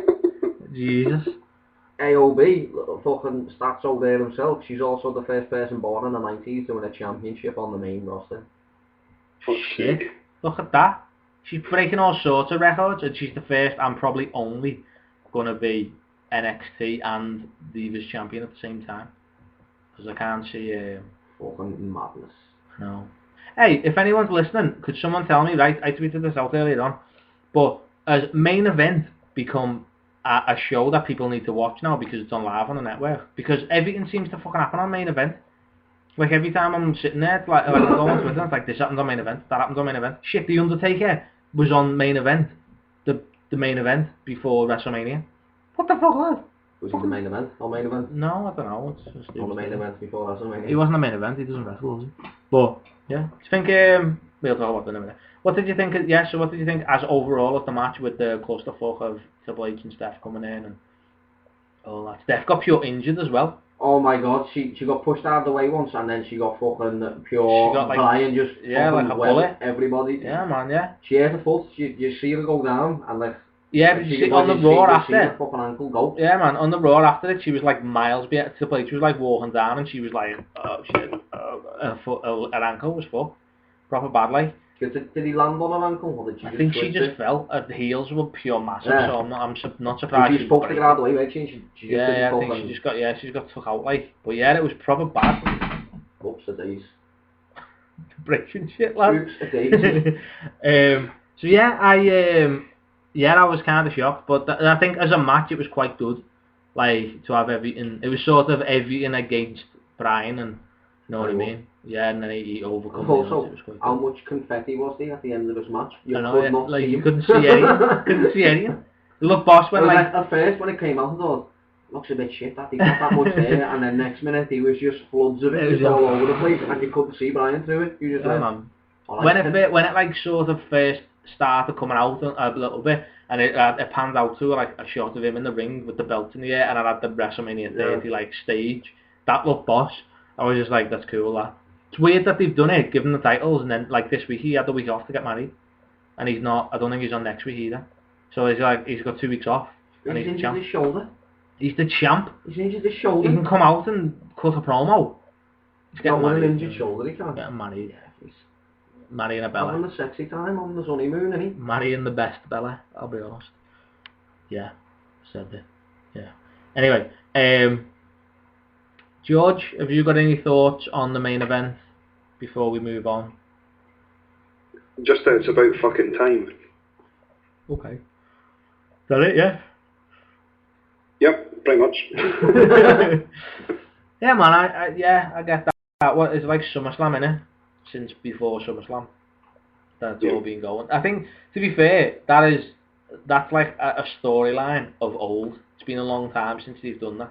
Like had such a long, drawn out storyline that has been sort of like hit and miss, and then he gets buried, and then he came back, and know what I mean? It was like to have a big thing in him to have rivalries in between and then come back to it. I think it was quite impressive. He was right up there. When I first started watching, it was about 2 months after that. He was right up there. And then he had the championship, and then he had the fuse and stuff, and Orton ended up being the champion and the face and all that. Didn't get his rematch properly. Didn't get anything. Ended up in a tag team with. Sure, he ended up in a tag team with someone on some random episode of Raw, and I was like, probably they do that a lot. He do that a lot. Was he in the fucking cyclones? Well, he was with the Wyatts for a bit, weren't he? Well, for like 2 weeks, and then he was, another pointless fucking. Yeah, thinking against the Wyatts, and then so it's like it's kind of forgotten about, and then it's come back, and it's all gone full circle. I think it's proper impressive. That's probably one of the best storylines they've done in a while. I'll be honest. I've enjoyed it. We first nerding up a year back into wrestling. Yeah, I was thinking as well, George. I'm not sure. I could be wrong about this, but I think we've been doing this a year. Like, not me and you, we've been doing it fucking forever, but... Tell me about it. You know, like, since before episode 0s and that, and we came back as the team, and that, because we had Mucky Morris on last week on the first show, and she'd been to WrestleMania, so we were talking WrestleMania, the first show back, last year, of these, so it must be a year, that's what I'm thinking. Yeah, it must be. Well, roughly, yeah. That's what I'm thinking, so... Go us, a year. We've only actually missed one show because someone... Had a baby. No, we didn't miss it because we had the baby. There was something happened really early on, and you ended up taking Kirsty to hospital. Oh yeah. But she did a lot really early on. I'll be honest. Yeah. But we only missed one show, which I'm quite impressed at. I think that was when she had the bad sickies. Yeah, that was bad. When she couldn't keep food down and that. Keep a sip of water down. Yeah. That was a bad time. You can't forget that now, don't you? Yeah, fucking right. Jesus. Right, here we are. We're at the end. And we're clearly going to talk about the Undertaker's streak for the next half an hour. I'm going to open floodgates to anybody who wants to... let me out of it. I am going to let Adam rant for as long as he wants to. Make sure you know what you're saying here. Well, I fucking hated the fact that Taker lost his streak, if that's what you're asking me. Okay, well... That's what you're asking me. Okay, that's fine. Well, you said I've got a rant, I know what I'm going to say, I'm going to do it, I'm not having it. I didn't say know what I'm going to say. Well, you know what I mean. I'm going to say, ever. But, like, I'm not having it, I'm going major rant, so, floor's yours. No, I wasn't happy, it was fucking bullshit. The same as everyone's face in the crowd after... That black guy was boss. After, I don't know, there was some fella in the app as well who was just like, had his hands on the back of his head just with his mouth open, he was like... That's what 70,000 people and millions more did, no that's exactly what I done, what the fuck? what the fuck was my reaction to that. Did you know it was going to happen before it happened? Yeah, because I seen the Undertaker say something to Brock Lesnar in the No, video. I no. said, this, like, it's happening now. No. And then he picked him up and then he fucking reversed him and threw him on another F5. No, I mean, like, before you watch, because you didn't watch it live, you didn't watch it that much live, so no, I didn't know he got beat. Okay. I made sure that I didn't know, because actually, because I'd fell asleep and I hadn't seen the match, as soon as I woke up the next day, You watched it? I put it on and it was up to where I'd fell asleep. Nice. Like, more or less. Same. And so we watched it from there, and I was outraged. I was fucking outraged. What was the point? Someone tell me what the point was of him losing the streak. Okay. One of his last WrestleManias, possibly his last WrestleMania. Yeah. Don't know if it is his last WrestleMania, by the way. But this is what I was thinking. Possibly his last WrestleMania, and he loses his streak to fucking Brock Lesnar, who's not even a full-time wrestler. Why? Why is he deserving of it? Why is he deserving to take the Undertaker's streak off him? I could not get my head around it. I still can't get my head around it. Why did he deserve to do it? Okay. Tell me. I'm asking you the fucking question. As far as I know, the Undertaker wanted it. But why would you want to lose your streak? As far as you've been talking to, because liars. As far as I have deciphered from reports and shit like that, because I like people. To be fair, a lot of my mates and a lot of people I work with were like, "What the fuck's all that?" Asking me like I ran it, like it's my fault.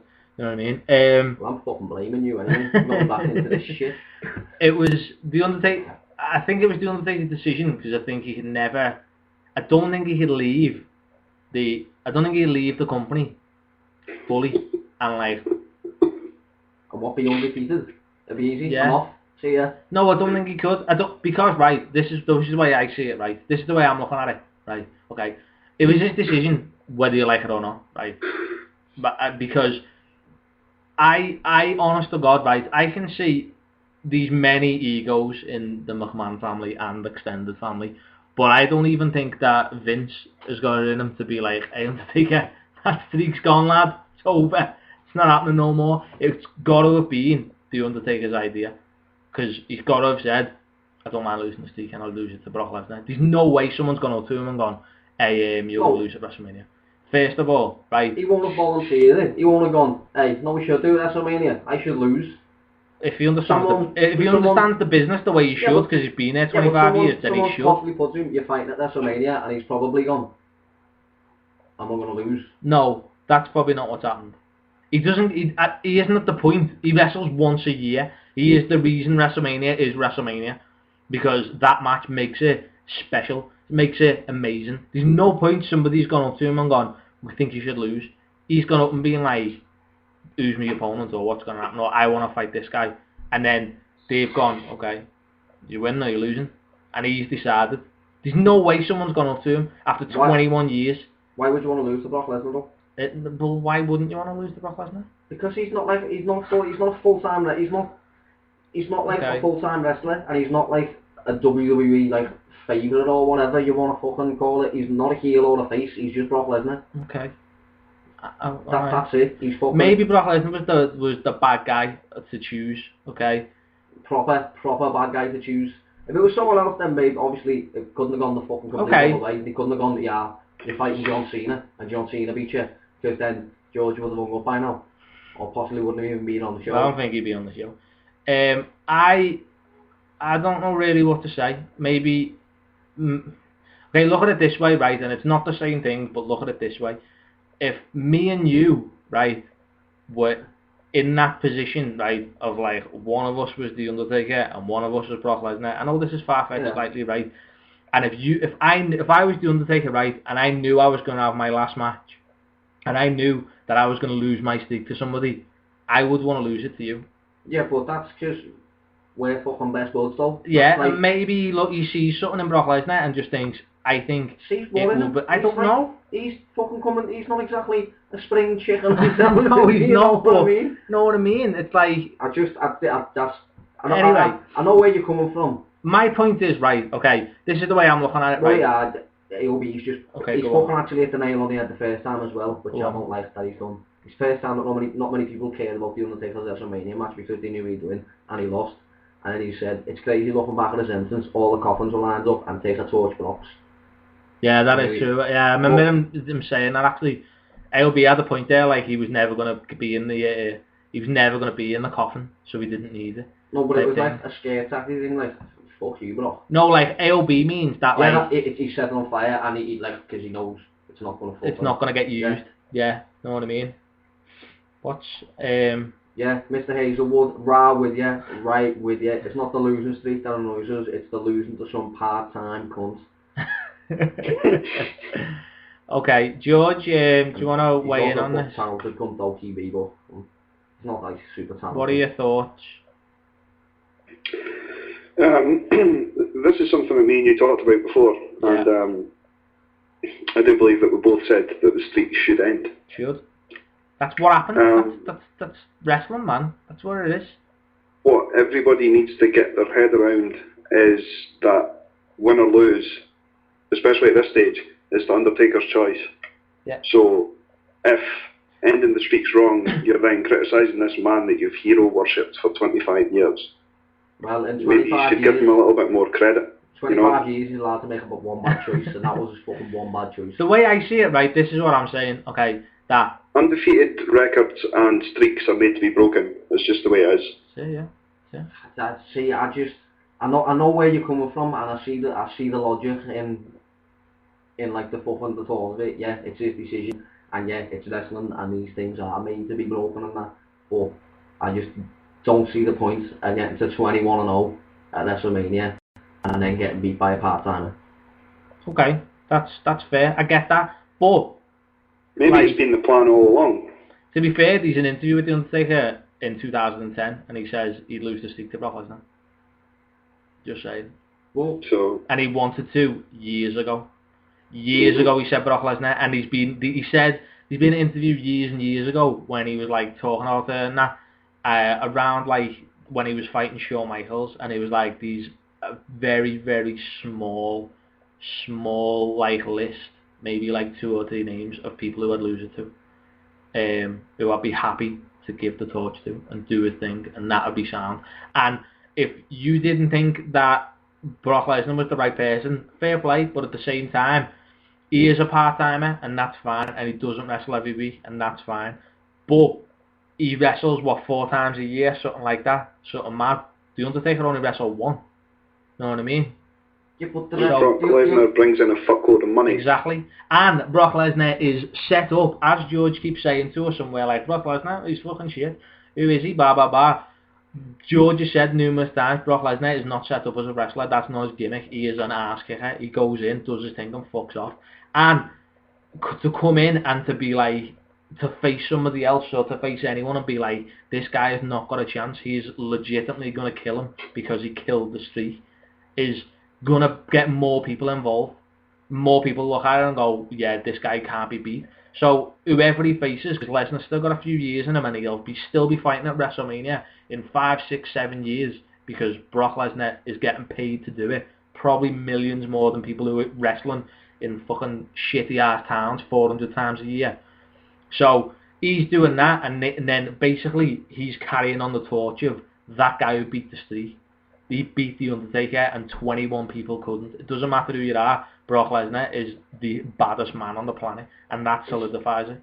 That's all it is. It's not going to go like that, though. That's all it is. I can't see it. It's not going to be like Brock Lesnar defeated the streak. It's going to be Paul Heyman defeated the streak. Well, either way you look at it, you know what I mean.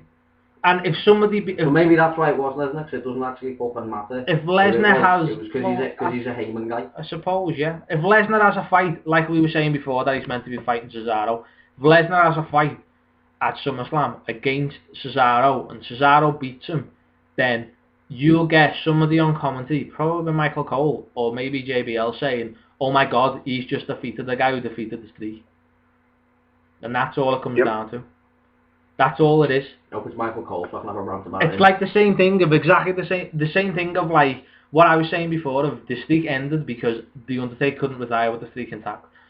Purely because that character would live on forever. Now, The Undertaker is at the point where he could come and cut a normal promo, or he could get inducted into the Hall of Fame and not break that character, because that character stood alone in that streak. That's why right at the end, when he was lying on his ass and you could see 21-1 in the corner, and fucking The Undertaker was practically out cold, everything was completely silent, and JBL said, The Undertaker's mortal. Because it's like, that's what it's about. It's ending The Undertaker in whatever way it is now, to make it into something new, or to keep it as it is. So he doesn't have to be that Undertaker. He doesn't have to be that guy who's fucking throwing lightning bolts out of his ass anymore. He can be a completely different character. That's the point of it. That's what wrestling is. I get that, but he can do it if he wants to. I know, and he can end it, or he can come back next year and fight Sting, and the pressure isn't on for the streak, and it's like a totally different type of fight, and he can come out. And what he'll lose again, so it's 21-2. No, not necessarily. No, it doesn't matter. It means he can come out next year and cut completely different promos, because he's a completely different gimmick. Because he's not coming out saying no one defeats the Thief. He's coming out and saying, yeah, I can be whatever I want to be. You can come out as the American Badass and everyone will go nuts. Do you know what I mean? That's kind of what it's about. That's what we're getting at. That's the point, I think. Anyway, what's Twitter saying? It just fucked me right off. Got reet on me tits at this. I get that. I do, but that's the point. That's what wrestling's about. And he gets it, and fans don't sometimes. You know what I mean? Alright. AOB said, Lesnar aside, the streak should have ended at Mania 30. New era begins with Bryan and NXT and that. And the last two ends quite poetic. And he's also said Cesaro potentially beating Brock Lesnar at SummerSlam will be much more impressive after Lesnar ended the streak, which is kind of what you're saying. Yeah, pretty much. Yes, but what they can't do is they can't have Lesnar end the streak and then have him lose his next match. That doesn't make any sense. So no, Brock Lesnar has to rattle through about 5 or 6 other guys, and then, you know, the 7th or 8th or 9th guy or whoever it is that comes up against him finally beats him, then it means a fuckload more. Exactly. Actually, Greg, agreed with pretty much every single thing that you just said about the streak. Every single thing. Bed. But in what space of time has he got to beat like fucking... It's not the point. That's not. It doesn't. I don't mean that Cesaro's going to beat him. I just mean whoever it may be. It could be anyone. I mean, has he got to fight like fucking like 6 people before he fights Cesaro at SummerSlam and just fucking power through them because he's ended the streak? No, I don't mean like that. So it'll be like and then be on his arse and then get back up and. Yeah, so to be fair, to be honest with you, if any matches that he has the rest of this year, probably till next year's WrestleMania, and that, he needs to win. And win decisively. Yeah, and then whatever event he's at... He's got to fucking take names. Yeah, that's what I mean, and whatever event he happens to be at after next year's WrestleMania, and if he lost then that wouldn't be so bad. To lose at this year's SummerSlam is ridiculous, but... to like go through and have a genuine rivalry with somebody, like he did with Triple H when he worked like 3 pay-per-views, and like he only wrestled 3 times, but he worked a genuine rivalry with Triple H from start to finish kind of thing. And they were doing a thing and it was sound. Like, if he did that and beat a few people and then someone beat him, it would be a big thing. That's the point. That means that you can live off the Undertaker's streak without the Undertaker being there, and 2 or 3 other guys can live off that streak without the Undertaker being there. That's what it's about. Maybe I just haven't watched wrestling for as long. Well, maybe that's what it is. But I get that. By the time that comes to it, it's a totally different fucking... Yeah, I get that. It's a totally different storyline and fucking... Yeah, that's the point though. Way of going. Yeah. For me, it's not like... And that's why you're... It's got nothing to do with like the Undertaker then. It just pissed me off, it still does. And this is why you're on the show, because you're that fan who watches it as of right now. You don't think of no bigger picture. You don't look at you don't look at the bigger picture of this is why they're doing this and this is why they're doing that. That's what I do. That's pretty much what George did until he realised the bigger picture was shit and stopped doing it.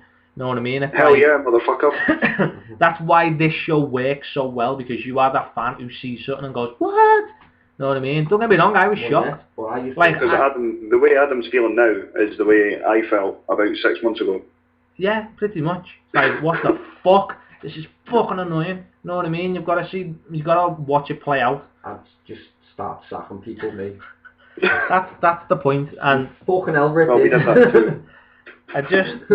For every bit of ego that you think they've got, and every bit of like whatever it is going backstage, no one told the Undertaker that he was losing. Fuck no. Like, no one. And I don't care what anyone says. There's at no point that anyone's gone into a room, Vince McMahon or otherwise, and gone, yeah, we want you to lose this year. Let me persuade you. Because the Undertaker would just be like, no, I'm not wrestling. If he didn't want to lose it, he'd be like, I'm not wrestling. That's it. Yeah, obviously. Yeah, that's pretty much it. He'd just be like, yeah, fuck off. Know what I mean? The only reason that they had Lesnar do it is because he's the only guy that can handle it. Like, he's the only true superstar they have. Yeah, that's and what I don't do, mean like a wrestling superstar. I mean a superstar in every sense of the word. Like a world superstar. He's not to be just, fair, yeah. He's not just in the wrestling world. You'd have got a point there, No. because if anybody else did it, there's the possibility of pick a superstar who you'd want to do it off the top of your head. Who you would be like, if someone's going to do pick a superstar. If Austin came out. No, a superstar who like wrestles. What, like someone now? What, Austin? You've just completely took away your whole argument. Well, I'm not asked because Austin was like a fucking. He was in the same fucking, not the same year as the Undertaker. He came. Okay, I get what you're saying. I know he's deciding that, and he's fucking. He doesn't. He's a part-timer, so pick someone who wrestles. It doesn't matter if the Undertaker's getting beat by someone who doesn't really wrestle anymore. Then so it doesn't matter. Okay, that's my point. Bray Wyatt, CM Punk. Right. Okay, so say So say CM Punk did it right last year. Talk scenarios of the CM Punk last year ended the streak. Look at it now. In the sense of a year later, Punk's walked out of the company. So that streak means fuck all. If you do it with Brock Lesnar, there's no chance of him walking away on like bad terms and getting burnt out. The chances is that he's just not wrestling anymore. Yeah, but he's getting paid a fuckload of money to wrestle 4 times a year. What would you do? He doesn't have to do it, but at the end of the day, he's probably the perfect person because he's not going to break a wellness program. He's not going to have a blow up and not get what he wants. He's not going to be burnt out and fuck off. He's not going to get sacked for something and end up in TNA saying, I beat The Undertaker. It's not going to happen. So who else? That's the point, is why Brock was probably the perfect person. Am I wrong? If he did fuck off and didn't fight again, then it would be fucking... No, yeah, it would be, but at the same time, you would rather have somebody just stop wrestling and do the thing. Because he's not going to go anywhere else. He's not going to end up in another wrestling company talking about beating The Undertaker, is he? So let me put it to you this way, right? Everyone that leaves wrestling, everyone, wherever it is, whether it's mainstream, whether it's your local indie promotion, if they leave that company, they do the job on the way out. Yeah. That's what The Undertaker did. Like, he's old school. It's not just the name of someone, like a move where someone holds his hand as he walks the ropes. It's mentality. He understands that the streak ends, but the business goes on. Yeah. And I'm sorry if people don't like that, but they need to, get a grip of their fucking lives. Like, you watch men have a choreographed fight. To be fair, I remember seeing... I know what you mean, because it's like being a bit too involved in the fucking storyline and not just going like... Well, George has just put the nail on the head, is that if wherever you are or whatever you do, that's doing your job. Your last match, your job, because the company goes on and you build somebody else to do it. I know what and you that's mean, it. And that's the point, is like, and if you look at it, like, maybe Brock Lesnar was the perfect person, maybe he wasn't, I don't know. But everyone did it. Like, the Rock did it. Austin did it, Michaels did it, Kurt Angle did it, Jeff Hardy did it, CM Punk probably would have done it, but that was all. So that doesn't really, but all those other guys in big singles matches lost their last match and walked out. Yeah, Undertaker's no different. He's just, sorry, but he is just another guy. I know he's just another character in that, but I get what you're saying, I totally do, but that's the point, is that it's got to go on, and that's what we said last time, is that the streak is the streak, but it's got to end, because why wouldn't it? Do you know what I mean? And Gregory and I were correct. Yeah, we were. Right, we've had a few fucking tweets. We've had a lot of tweets, to be fair. Right, while this rant's gone on. Right. Go down a bit. So we've seen them all, haven't we? Okay, right, you're on to, the one after George. Like, the one after George was in. Or the one George was in, off Alex. Yeah, that's what I was on. Think of it then. Start reading, that's what you're playing with. Oh yeah, like Hazelwood. like George said, Wyatt beating Cena being bigger for Wyatt to win than Cena losing. Yeah, he's continued the next one. Lesnar ended the passing the torch. Yeah, Lesnar ending the streak isn't passing the torch in any manner. It is. The question mark there, that's what he's saying, like, it is. Is it now, 9 minutes after I've just been saying what I've said? Yeah. No, I'm asking Alex, like after we've just talked about it all, do you understand how it is passing the streak? Passing the torch? the streak ending, regardless of who ends up with it, is passing the torch. Mm-hmm. That's Yeah, what I'm it is, saying. because obviously that's how his legacy will live on, but...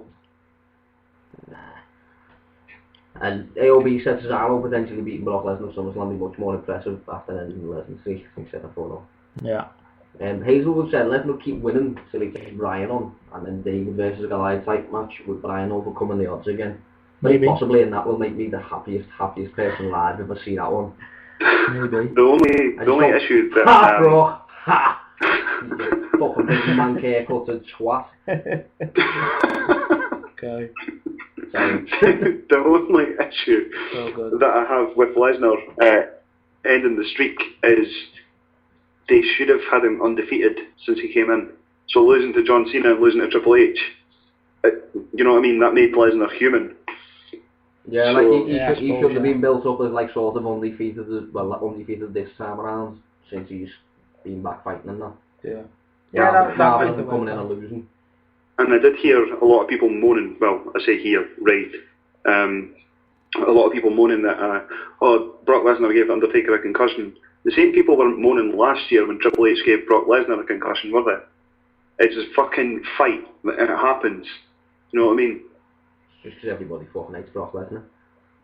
And that's why he's the only guy that could have ended the streak. That's fair play. Everybody hates Brock Lesnar, which is what they're supposed to do. So the WWE have got what they want. Nobody fucking, I've just been tweeted by Mr. Hazelwood. I'm not sure I should read this out, and I don't even remember this happening. But it says, "You're right about Lesnar, but you still got blew off by a fat bird for a rose." I don't remember that. When did that happen? Explain. What? Apparently, you probably shouldn't have texted me. Just tweet it, man. Just tweet it and go. So we know this. I don't remember this. Don't tell me. Tell me later. I don't remember that. I remember something about this story. Do you? I don't. Like, AOB said I nearly threw my TV out the window when Brock Lesnar won, but after a day or two I started thinking of the bigger picture, which is what I just don't think about ever. That's the point. That's the fan you are, and that's the best thing about it. So that's probably why I just haven't thought about it, because I don't think about the bigger picture. That's good. That's why you're here. Not bigger than right now. No. That's what Greg normally is. That's what Greg normally does. Like he doesn't see the big picture. Thanks, mate. Thanks for that. No, but I mean that in a good way. That's the sort of fan that. Yeah, there is sometimes do get lost in it, like I do. But I get the gist most of the time, like, you know what I mean? Most of the time, anyway. AOB also said it does break me heart to know that Bray Wyatt they won't have a feud with The Undertaker, and I think that will possibly be able to, yeah, just feud. If Bray Wyatt was fucking 10 years younger, or was around 10 years ago, 10 years older. Yeah. Or The Undertaker was 10 years younger. Yeah, there you go. You know, if they were there together for 10 years, and they had a little feud, then yeah, that would be good. Greg's mark would have ended the streak if she got up off the T-so floor. Cheers, Al. You know, bed. Oh, that story's going to keep me going for a while. CM Punk got fucked through the announce table before he left, so I guess he did it. So he did lose before he left. Yeah. That's AOB. Fair play, yeah. And, AOB. Sam, who hasn't said anything in a while, said, I think the neatest thing about ending the streak is it was by somebody who was great in WWE, left and came back. True, yeah. He did. That's what I mean. It's like these. If you have somebody who's there week in, week out, there's so many different things that could happen to have him somewhere else talking about the streak or chatting shit about your company. And Brock won't do that. Brock isn't that guy, which probably makes him the perfect guy, which I've never really thought about until I sat down and talked about it with you. But it's probably true. There isn't a better person, because sooner or later someone leaves, but it's how they leave. Do you know what I mean? And Brock isn't the person to chat shit about the company. He didn't do on his way out the last time. He probably isn't this time, because he knows he can get a payday. To be fair, he did the job the last time when he left as well. So. Did he? Yeah. Oh yeah, he did. Yeah. Sorry. Yeah. See. So everybody that sits and bitches and moans, Brock Lesnar and The Rock, possibly Hulk Hogan, are the only 3 stars that WWE have had that have gone elsewhere, like out of the business, had success and come back and still been massive. Yeah. I think that's where it is. Nobody else could handle it. Yeah. Brock was the perfect person. That's pretty much what this show's saying. Brock will never be the perfect person. Unfortunately. That is not the view of this whole show. Yeah, unfortunately that's what it is. But that's the point, and that's why That's why it's worked, and that's, to be fair, that's what made the match so good, was that nobody seen the finish. Nobody seen the end of... Because everybody was just sitting there, just going... Nobody seen the end. What the fuck in the crowd? Exactly. AOB said it himself like 20 minutes ago. It was the first match in years no one gave a shit about The Undertaker, because everyone thought he was just going to shit it and win. And 70,000 people and millions more sat at home like, what the fuck just happened? Even the ref, did you see the ref? He was like, shit. Oh my god, what have I done? Yeah, and I didn't know until after, but I was reading it. It was like, there wasn't a finish on the board, like in the back. No, there wasn't a finish written, but it's always like the referees are told that if the shoulders are down, then pin them. And even he was like, counted the 3 and was like, shit, because you heard he didn't really slap the mat on the 3rd one, because he was like, oh balls, oh god, what have I done? I didn't think that, because like I said, when it got to the end of the match where Taker was about to go for the second tombstone on Brock, before he picked him up, he pulled him into him by the head and said something to him, and he must have said, yeah, no. Yeah. And then, if you want to be really, really like, to ruin his gimmick slightly, the Brock Lesnar, when he pinned him, leaned in and said thanks. Oh, did he? Yeah, he said thank you to him and then stood up. That's why when he stood up, he looked kind of shocked, because he was like, if you look, he leans in and says something to him, which is, I assume, the equivalent of thank you or whatever he says. And as he lifts up, you can see he's a bit like, fuck it. And it kind of like, he's kind of lifts up and looks around, and I think it kind of sunk in a little bit, and even then he was like, fucking hell, this is mad. That's why he was kind of like looking down and laughing, and was kind of like, didn't know what to do with himself. Yeah. So I think, yeah. AOB is just treated it the same. No matter what, Brock Lesnar breaking the streak will be talked about for decades to come. Most memorable way to end it. It's true. Yeah, probably is. Who will be talking about it though after this show? I'm not. It'll just be Michael Cole fucking talking about it. Anyway. You have to be saying, shut up, Michael Cole. You're a fucking nugget. Nugget. It's come to that time anyway. It's come to that time, kids. It's a shameful thing. You lost your head. A careless man who could wind up dead. You wear your sin like it's some kind of prize. Too many lies. Too many lies. All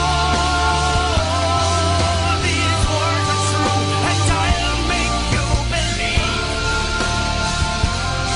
Yeah, you fight for air and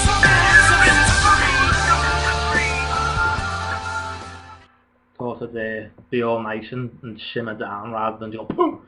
What's Al saying? He's just saying the fact is, after listening to this, you're right, because I tend to agree with George on most of these things, not you, Greg. That should have been not you, hashtag Gregory, by the way, I think Hazelwood. Gregory! It's misleading. Gregory! Yeah, do you know what's annoying, actually, is that I do this show, right, and everybody I seem to know loves George. Like, Heather loved George. Like, Alex, every time I speak to him, he's like, you need to get that George down for a pint, because he's fucking boss. I'm like, what the fuck, lad? Been your mate for years. 10 years I've been his mate. And for 10 years we've argued over wrestling, because he never agrees with me. For 10 years. Now he's agreeing with me because George agrees with me. That's the only reason he's agreeing with me. I think it's because you stole George's thunder on the situation. Stole George's thunder? Only messing on his back on Hazelwood. Fuck you, alright? Fuck the pair of you, fuck all of yous, alright? Hello! Love you, Eric. Yeah, here we are with some shameless plugs. And of course, as it being SLTD, it is shameless plugs. Woo! Woo! Got any plugs for us there, George? Fuck all. Nice. I've been on holiday for the last, well, I say holiday, I've been away for the last 10 days or so I don't even know what the fuck's going on. Have you enjoyed it? It's been good. Funny the way Eno calls, like, work, holiday. Oh yeah, that's what I start doing. That's what I do. Compared to this, it is a fucking holiday. Yeah, that's what I do these days. Yeah, holiday, yes. Yeah. Look, I took, for my actual job, I took 11 days off and literally had like one. That I didn't do anything. One single day. It was fucking ridiculous. So yeah, 11 days off, I got one. Sound. If anybody wants to throw out a plug for us, not for the Gregory movement, that would be terrible. Gregory movement. For anything that they're doing or saying or whatever, or they want to like push it or promote it, then throw us a tweet in the next like 30 seconds. Yeah, so what's going on? George, yeah, what have you got, George? Hashtag Gregory movement. Well, AOB's already tweeted that one. What you gonna do when the Gregory movement runs wild on you? You know what I'm Exactly. I'm I'm taking away you are the Dolph Ziggler of SLTD, AOB. You are no longer that guy. You are just a knobhead like the rest of them. Right? So, after you tit, right? OB Ziggler. Yeah, George, where are you? What are you doing? What's going on? What's your handles? Well, I really do need to find out what that guy actually says in that Seamus song. Is he talking about lobster heads and limes? I don't know. Like, I think something about lobster heads every time I see it. Yeah, I don't know why, but... Too many lines. Too many lines. I think he's talking about the cocaine. Too many lines, yeah, maybe. Too many lions. Maybe too many lions. Should get the lyrics up. There can't be too many lines. That's never a problem. Like, no, it's really not. Never too many lines, no. That's true. No. Wow, shit just got weird. Anyway, Twitter, Facebook, what? Where are you, lads? What's going on? Adam? No, not Adam. Not George. me, Sorry, George. still talking to you. Fuck assets. Sorry, George. AOB just tweeted just saying fuck assets. I don't know why he just said fuck, because he's on full stop after it. Just like, fuck. I'm not Ziggler no more. It's true. He's not. He's he's fucking Zack Ryder, cheeky bastard, a proper jobber.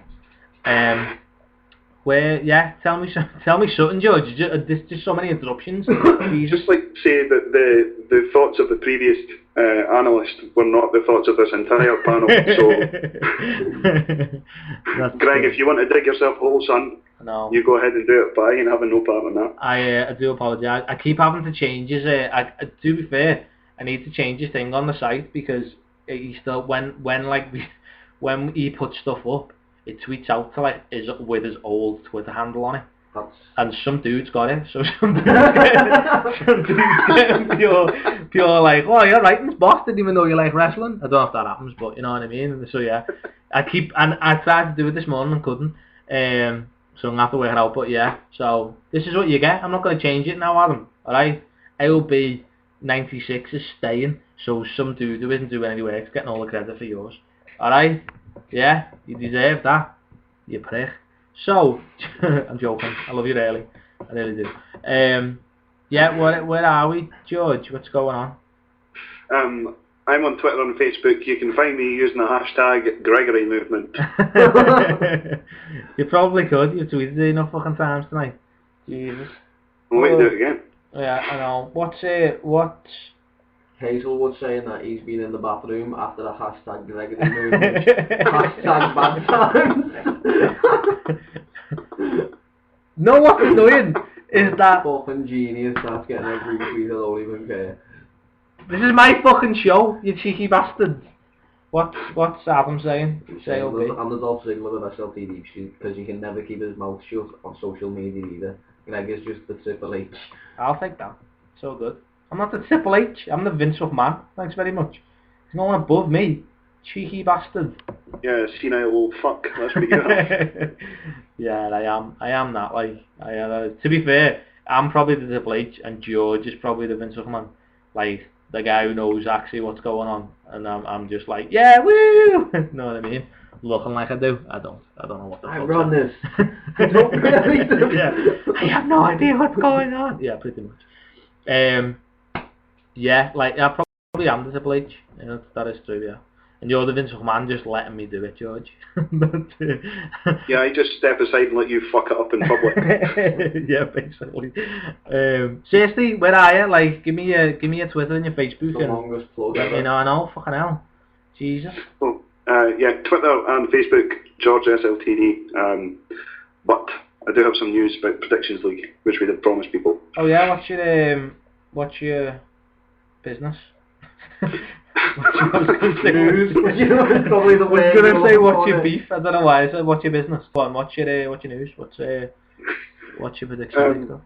We got 4 winners of the Predictions League this time around. Sadly, Gregory or Adam were not in the prize winning category. My missus beat us both. How devastating is that? Proper devastating, I'll tell you. And she wouldn't even be watching if she wasn't with you. I know. She only picks people that she likes the look of as well. I'm telling you. That's the way to do it, man. That's the way to do it. The winners we've got Emma Giles. She won the hamper from American Soda. Lucky bitch. Woo-woo. Yeah. Oh. What's happened here? I don't know. You still there, George? Hang on. That's a bit weird. George isn't there. Give me a minute. George is gone. Look at us being like this because we've overran. Look at that. Look We're at probably now. experiencing some technical difficulties. By the way, Greg has more preparation H than Triple H.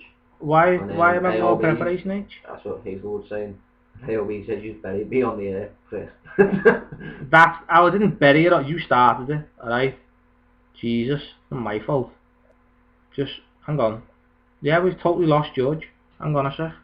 Something's gone on with George. He's just... I think it was because as he ran off with the prizes, just after mentioning one. Maybe. Where are you, lads? We'll get your you know. Me, I'm on the old Twitter myself. I don't know why, but I don't seem to be able to follow him. I'm on 102 followers now. That was because of me. 6 times. I'll be honest. Six times. Although somebody did follow me, who was like, I don't know. It's like a profiles list, like 2 kids, and I live in the country, and all this like sort of thing. 2 kids and live in the country. Where have you came from, girl? How have you decided to follow me? What's happened there? Right, we're following I've got George. 103 followers now. Not even. That was because of me. I'll be honest, because on Loretta this. Chung, whoever you are, boss name. On this Loretta Chung. Yeah. You there, George? Stay at home. Yes. Sorry, I got a phone call and cut you off there. Well, live. What are you gonna do? Go on. What did you say? Yeah. So Emma won the hamper of JR's barbecue products from American Soda. Cheeky bitch. I wanted that. I think everybody wanted that prize. No, that's on the next season as well, though. To be fair, so anyone can win it next season as well. I would have fucking loved it. Anyway, yeah. What else? Who got what?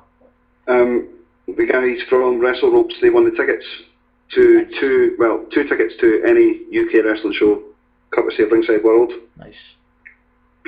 Johnny White won the T-shirt from the MFX podcast, and Adam's mate Dylan won the copy of the Wrestling Manager game. So, to be fair, I've got the Wrestle Manager game. It's a beast. I've actually got it. It's a beast. It's a proper good prize. To be honest, hours of fun. I'm not even joking. It's proper good. Really. Fucking shame I didn't win it, innit? Yeah. Good telling me. Sorry, mate. Sorry. Yeah, I don't know really what happened there, but yeah, sounds all good. Yeah, and where are you on Twitter and Facebook again? Sorry. Again, what you mean after you cut me off? Yeah, sorry. Twitter and Facebook, George SLTD. Just to let you know, I won't be playing the Predictions League from now on because it's not really fair. Okay. There you go. You know, because I don't even watch and I win.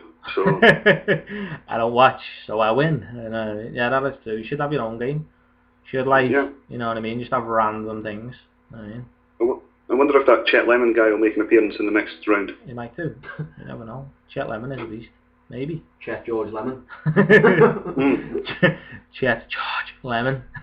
Yeah, All Black Snow. Anyway, where the hell are you, Adam? Me, like I said, just got 203 followers. Boom skis. Following about 9,000.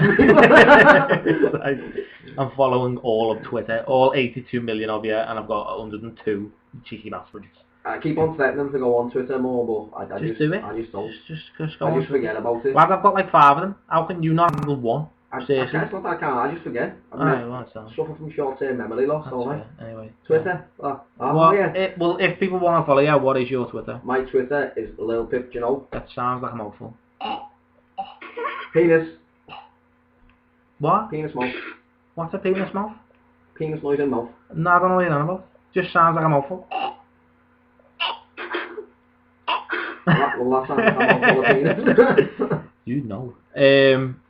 Yeah, so is the an easy way? Is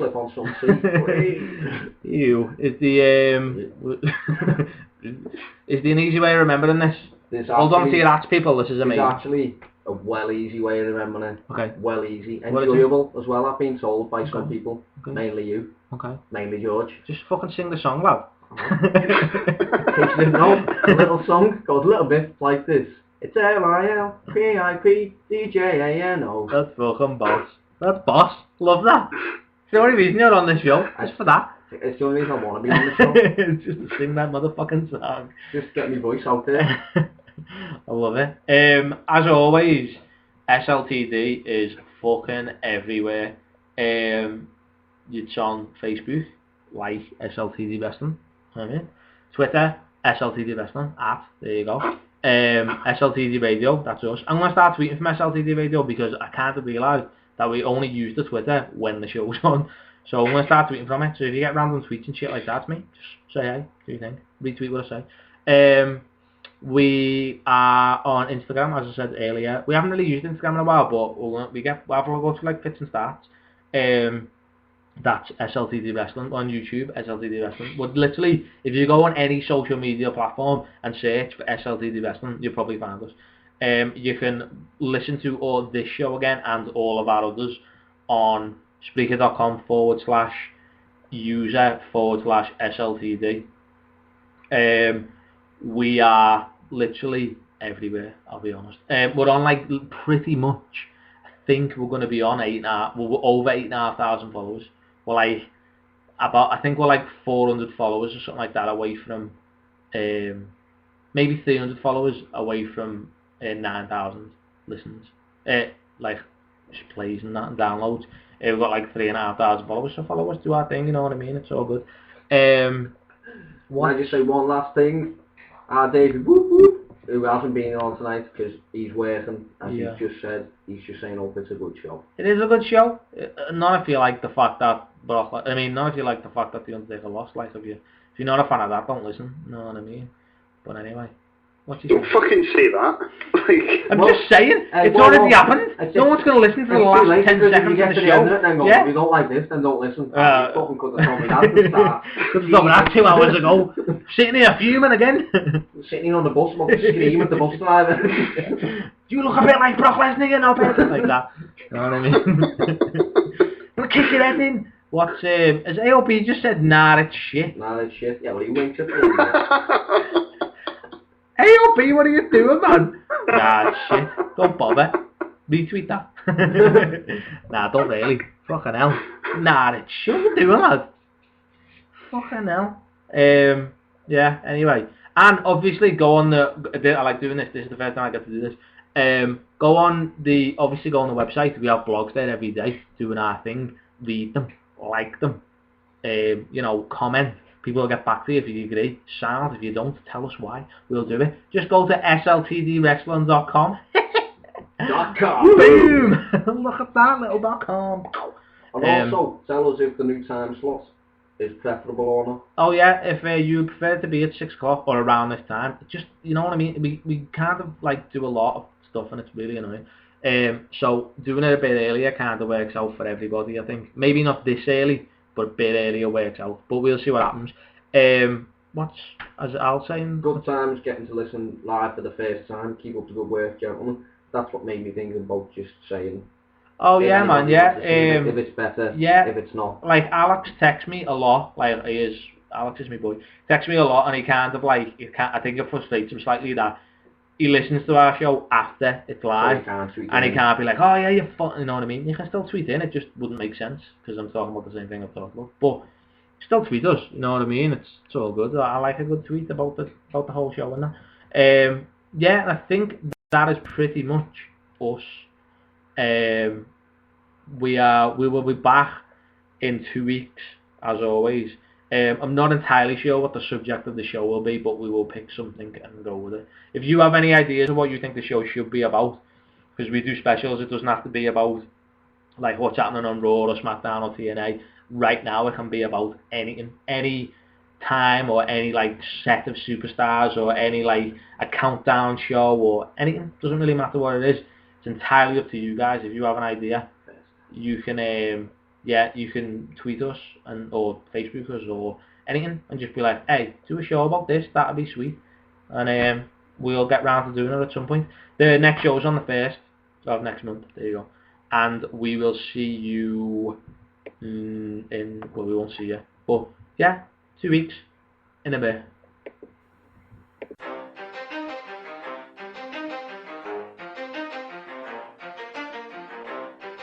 You ready? Let's go. Yeah. For those of you that want to know what we're all about, it's like this, yo. This is 10% luck, 20% skill, 15% concentrated power of will, 5% pleasure, 50% pain, and 100% reason to remember the name. He doesn't need his name up in lights, he just wants to be heard, whether it's the beat or the mic. He feels so unlike everybody else, alone, in spite of the fact that some people still think that they know him, but fuck him, he knows the code. It's not about the salary, it's all about reality and making some noise, making a story, making sure his click stays up. That means when he puts it down, Tox picking it up. Let's go. Who the hell is he anyway? He never really talks much, never concerned with status, but still even in starstruck. Humble through opportunities given despite the fact that many misjudge him because he makes a living from writing raps. Put it together himself, now the picture connects. Never asking for someone's help or to get some respect. He's only focused on what he wrote. His will is beyond reach, and now it all unfolds. The skill of an artist. This is 20% skill, 80% fear, be 100% clear, cause Ryu was ill. Who would've thought he'd be the one that set the West in flames? And I heard him wreck it with the crystal method, name of the game. Came back, dropped Megadeth, took him to church. I like Bleach, man. Ryu had the stupidest verse, this dude is the truth. Now everybody giving them guest spots and stocks through the roof. I heard he fucking with that stock. This is 10% luck, 20% skill, 15% concentrated power of will, 5% pleasure, 50% pain, and 100% reason to remember the name. They call him Ryu, he's sick and he's spitting fire. And Mike got him out the dryer, he's hot. Found him in Fort Minor with top, but a fucking nihilist porcupine. He's a prick, he's a cock, the type women wanna be within. Rappers hope he gets shot. 8 years in the making, patiently waiting to blow. Now the record with your notice taking over the globe. He's got a partner in crime, this shit is equally dope. You won't believe the kind of shit that comes out of this kid's throat top. He's not your everyday on the block. He knows how to work with what he's got, making his way to the top. He often gets a comment on his name. People keep asking him, was it given that birth or does it stand for an acronym? No, he's living proof. Let him rock in the booth. He'll get you buzzing quicker than a shot of vodka with juice. Him and his crew are known around as one of the best. Dedicated to what they do and give 100%. Forget Mike, nobody really knows how or why he works so hard. It seems like he's never got time because he writes every note and he writes every line. And I've seen him at work when that light goes on in his mind. It's like a design is written in his head every time before he even touches a key or speaks in a rhyme. And those motherfuckers he runs with, the kids that he signed, ridiculous, without even trying. How do they do it? This is 10% luck, 20% skill, 15% concentrated power of will, 5% pleasure, 50%